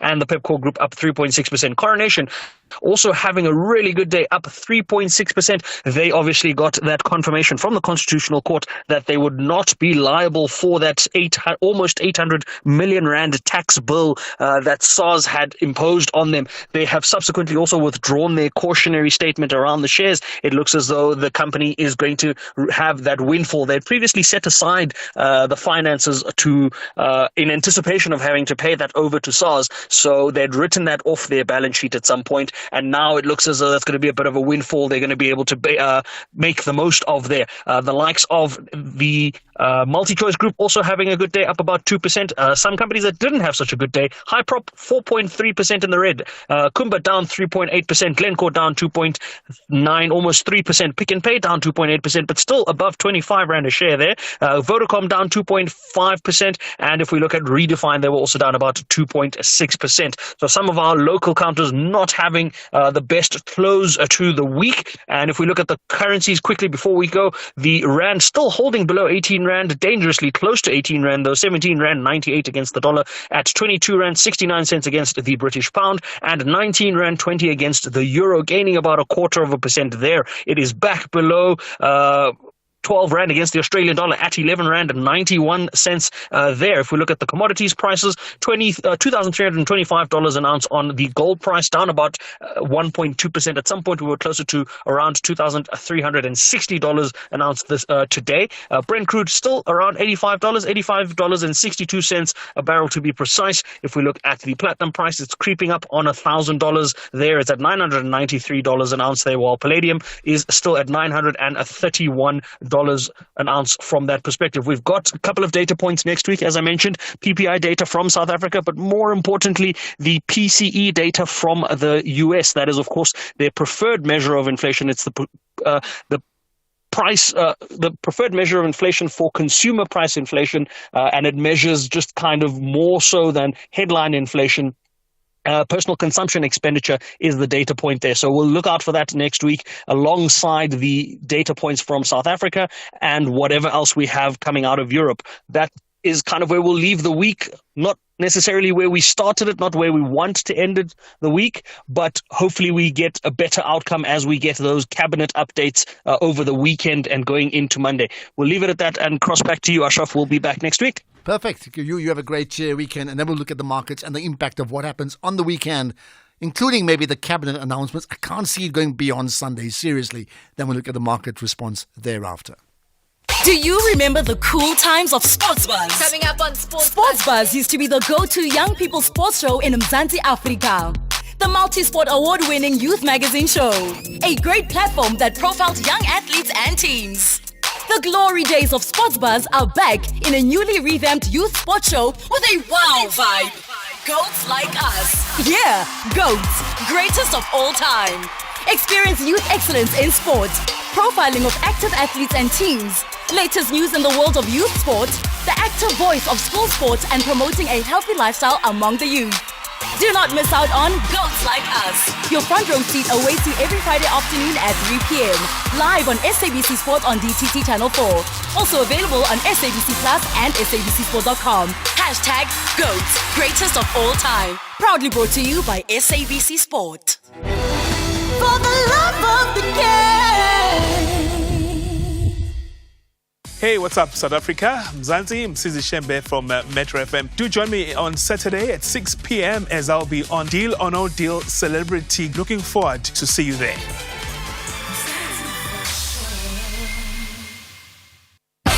SAFM Youth Month Takeover. SAFM invites young people between the ages of 18 to 35 to take over the airwaves this Youth Month. All you have to do is send a WhatsApp voice note or text message to 061 410 4107 or email info@safm.co.za. Tell us which show you'd like to co-host and what the two compelling issues facing our 30 years of democracy are, and we could be calling you. Terms and conditions apply. SAFM Sunrise with Stephen Grootes. So despite all of that, you're prepared to work in a government with the DA? We've always said that we'll work with anyone, and we've worked with the DA before. We want to serve the people. We will work with the DA, and we will drive the DA to a point where the DA goes to a rehabilitation center of racism. So the DA does not want us because we are the only party that can stand up to their apartheid tendencies. More than the ANC. We stand up to anyone. We also stand up to the ANC. But at this point in time, we are talking about the DA. We'll deal with it. Kenny Kanene is, of course, the deputy leader of the Patriotic Alliance. SAFM Sunrise with Stephen Grootes, 6 to 9 a.m. The National Pulse, weekdays, 3 to 6 p.m. Tell you what, there's a couple of comments. Traditional leaders must stay away, and the ANC-DA marriage won't last. Lots of thoughts about that. I'll tell you who's part of this broader arrangement now. We have confirmation is the United Democratic Movement, headed by General Bantu Holomisa. That confirmation, I understand, came a few minutes ago. In fact, that they've now accepted the invitation to be part of the government of national unity. If you remember, yesterday we spoke about it, that unity government hasn't been formed officially now. That's a process that will take place. But in terms of accepting the intent and the invitation, that's where all the parties are now. Anyway, let's get the thoughts then from a UDM position in terms of the why. In fact, we'll be chatting to Bantu Holomisa pretty shortly, in fact, so listen out for that. Let's get to some of the WhatsApp's voice notes we've got. So I mentioned about traditional leaders. Here's the thought. Good day, SFM and listeners. It's a big no. Traditional leaders must stay away from government. Away from government. Once they start to be involved in government, they're going to start to be involved in politics. ANC now have no reason to consult them because they don't have majority now. They must consult the small parties like the DA is there. If DA don't want the traditional leaders, ANC has nothing they can do other than DA is going to pull out of that unification. So it's all about stomachs. These traditional leaders are all about stomachs. If the parliamentarians didn't get salary, there was no salary. There was not going to be no one who's going to be fighting for positions or even a seat in parliament. Thank you very much. Okay, that's one opinion about traditional leaders. I mentioned, in fact, here's another one. Hi, Ashraf. My name is Leslie Dima. The centralizer or the kings here in South Africa, the crime, unemployment, and poverty is always escalating in their presence. So I don't see any role that the centralizer is playing here in South Africa. Instead, the kings are robbing the citizen or the poor here in South Africa. They're making poor to be more poor because they exploit them to pay unnecessary monies. Thank you. Okay, there we are. And there's another one from exploiting the poor. Okay, got that noted. Donald in Rustenburg saying, good evening, Ashraf, and the brilliant team behind the scenes. Much appreciated for the compliment, Donald. Then Donald says it's like everyone wants to put his hand in the cookie jar. Yesterday it was the ANC Youth League urging President to include the youth in the cabinet. Today it's traditional leaders. Kosatu also they want. Well, I'm not sure what they want. Let's just get to the DA ANC thoughts that some people have. Hello, Ashraf. This is Mufugin from Mufugin. Now, this marriage of DA and NSC and others, I'm telling you, I promise you, I guarantee you, it's not going to last this thing. I'm telling you, come 2026, most of them are going to be disarmed by the voters more. Thank you so much. Thank you. Have a great evening. Okay, let's see how all of that plays out, isn't it? So when we now talk about the Government of National Unity, I would think that we can include the UDM, because with me on the line is General Bantu Holomisa. General Holomisa, good chatting to you once again. You're live on the National Pulse. Good evening. Thank you. Right, so can you confirm that you've accepted the invitation, you as the UDM accepted the invitation to join the Government of National Unity?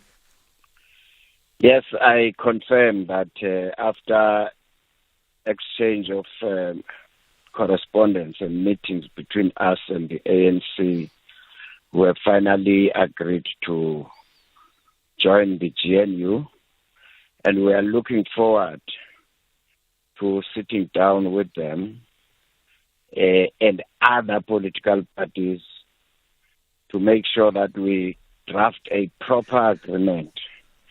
So far, this is a statement of intent which was produced by two parties, that is, three parties, DA, ANC, and IFP. But my understanding of a government of national unity is that there has to be an agreement with rules and regulations, deadlock breaking mechanism systems, and also we have recommended today to the ANC that we should have a technical committee which would look into all our manifestos, including those parties which are outside government, so that they can influence the development of the policy. And that process should lead to the proposed national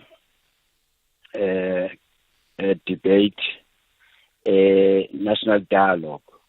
In that dialogue, there might be a need of some policies which would need to be changed in Parliament. So if we have a sufficient consensus at that level, then it would be easy for Parliament to just go and ratify those points we feel that they need improvement or legislations which needs to be looked at. Okay, fine. That is how I understand the government of national unity. All right. I mean, and I think you're right about the technical aspects and working on the processes and having clear agreements and rules and regulations, right?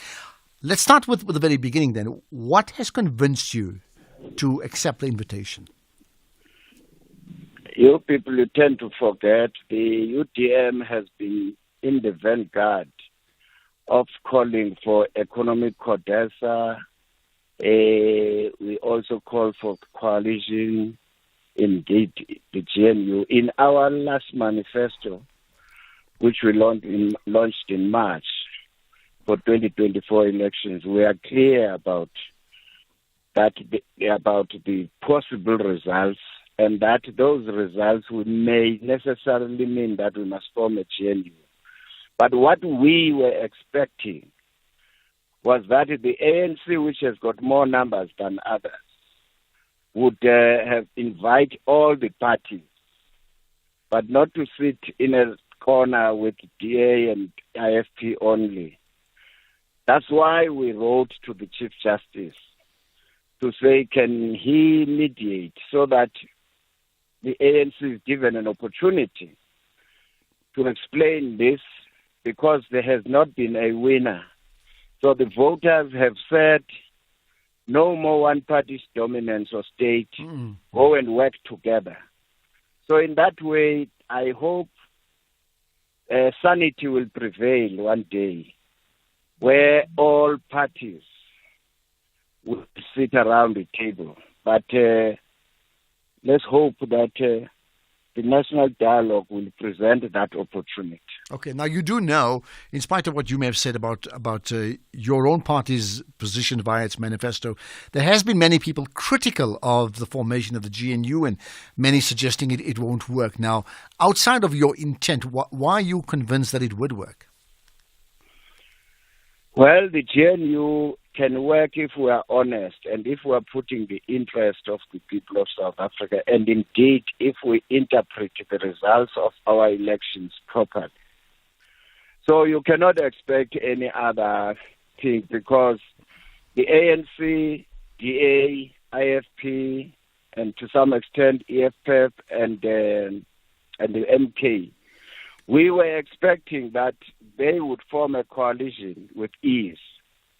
But it looks as though they didn't see eye to eye or agree on how to take the setup forward. Hence, the NEC of the ANC has intervened and said, no, let's go for GNU. Government of National Unity, therefore, by its definition, means we must involve other players. So I think they interpreted the results of the election. So once you talk about GNU, it's no longer going to be a posture of certain people who want to play Big Brother or wanting to pretend as if they have veto powers. It's going to change completely. Well, we'll find out how it changes in a minute. Let's get clarity on this. I think it was on Friday. Was your party not one of the many parties that were part of and potentially signatories to what was called this Progressive Alliance? No. Don't mix not issues. That. Okay. Let me explain. Yeah. There are areas in the opposition benches where, when there's commonality, we close ranks and we speak with one language. But all these parties are independent. Nobody is thinking for another party. So the GNU concept and coalition is in our manifesto. But we thought we would have a round table which would involve everyone. I think that's where we differed with the ANC. But now that we are joined, if they accept us, then we will be in a position to give direction. Okay. And to get confirmation, your meeting today was with the ANC only and not with the other parties, right? No, it was with the ANC. But if you read our correspondence, because we have been transparent all along, we have been consistent in saying the GNU will only work when we listen to each other, because the manifestos we have are different, and some people have been given more votes than others. We cannot ignore those views, even if they are not in the GNU in future. That's a good point. What are you asking the ANC of, in terms of position, whether it's portfolio committees, whether it's cabinet positions? From day one, that has never been the policy of the UDM. I've helped the ANC in 2004. We never demanded position when they ascended to power in KwaZulu-Natal. We helped the DA when they formed the government in Cape Town, city of Cape Town. We never demanded those positions. As currently as we speak, we are in coalition with ANC in Greater Johannesburg. We never demanded positions. That is not our culture. And even in this instance, we are not demanding positions. All what we want is that if there's going to be a government of national unity in this country, let's agree about the rules and regulations, the roles and so on, so that the public know. Other people will think that the government of national unity will mean something else. But if it's gazetted, that agreement, which we will be discussing from now on, will have to be gazetted. As opposed to an MOU. Okay, I got that. Yes. Well, General Holomisa, thanks for your time. Best wishes in terms of being part of the government of national unity. And maybe the question for all of us is like, who's next, if anybody? We'll talk about that soon. Right, let's wrap up the show with a conversation with Aliwani Aluwani Chokwe. In fact, we'll get to that just now. There's some voice notes again. Many people commenting about some of the issues we've got. The issue of Orania and how it's defined. In terms of Section 235 of the Constitution, a group of people which have a shared heritage, shared religious status, they have a shared heritage and culture, they can form their own communities and be self-sustaining. So what Orania has done is that it's invoked its rights in terms of Section 235 of the Constitution, and it's now asking the ANC to recognise it as a self-sustaining community. So that's all they want. They don't want a country, they just want to be recognised as a Section 235 community and area. A self-sustaining community. Here's one from the truck. Hi, afternoon. Hey, I'm going to be anonymous. I am a truck driver. For your information, I don't know how to put it, but a black African is not even allowed to buy anything from Orania. You're not.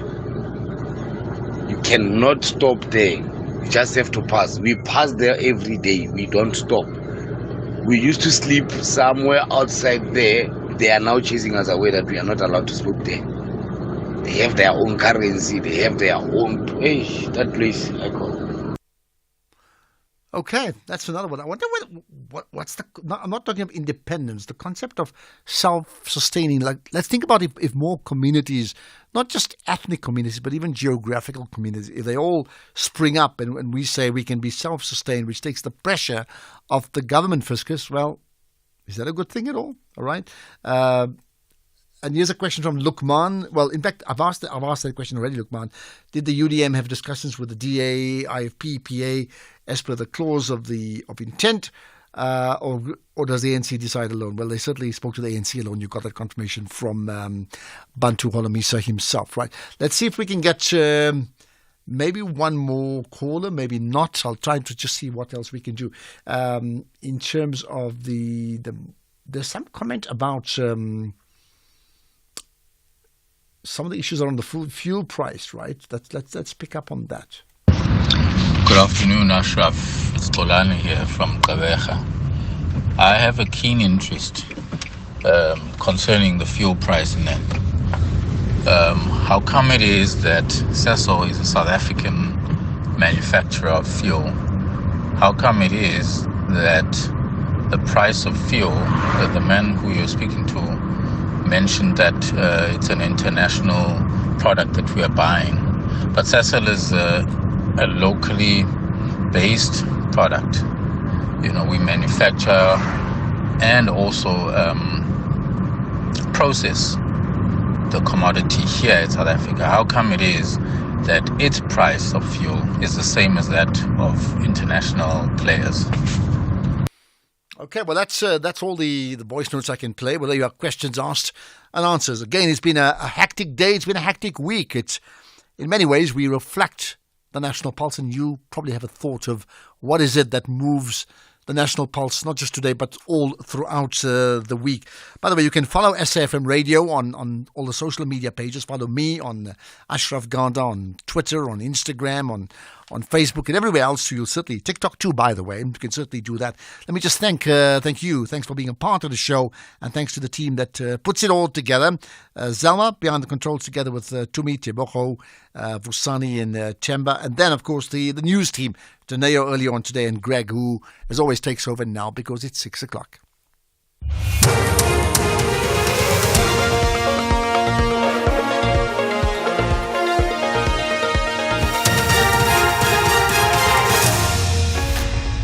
Thank you, Ashraf. Enjoy the weekend ahead. In this news update, UDM joins the GNU and Ramaphosa speaks on support from African leaders. Good evening. The UDM has announced its participation in the ANC-led government of national unity. Several smaller parties, including the official opposition, the DA, have joined forces with the ANC after last month's elections failed to produce a party with an outright majority.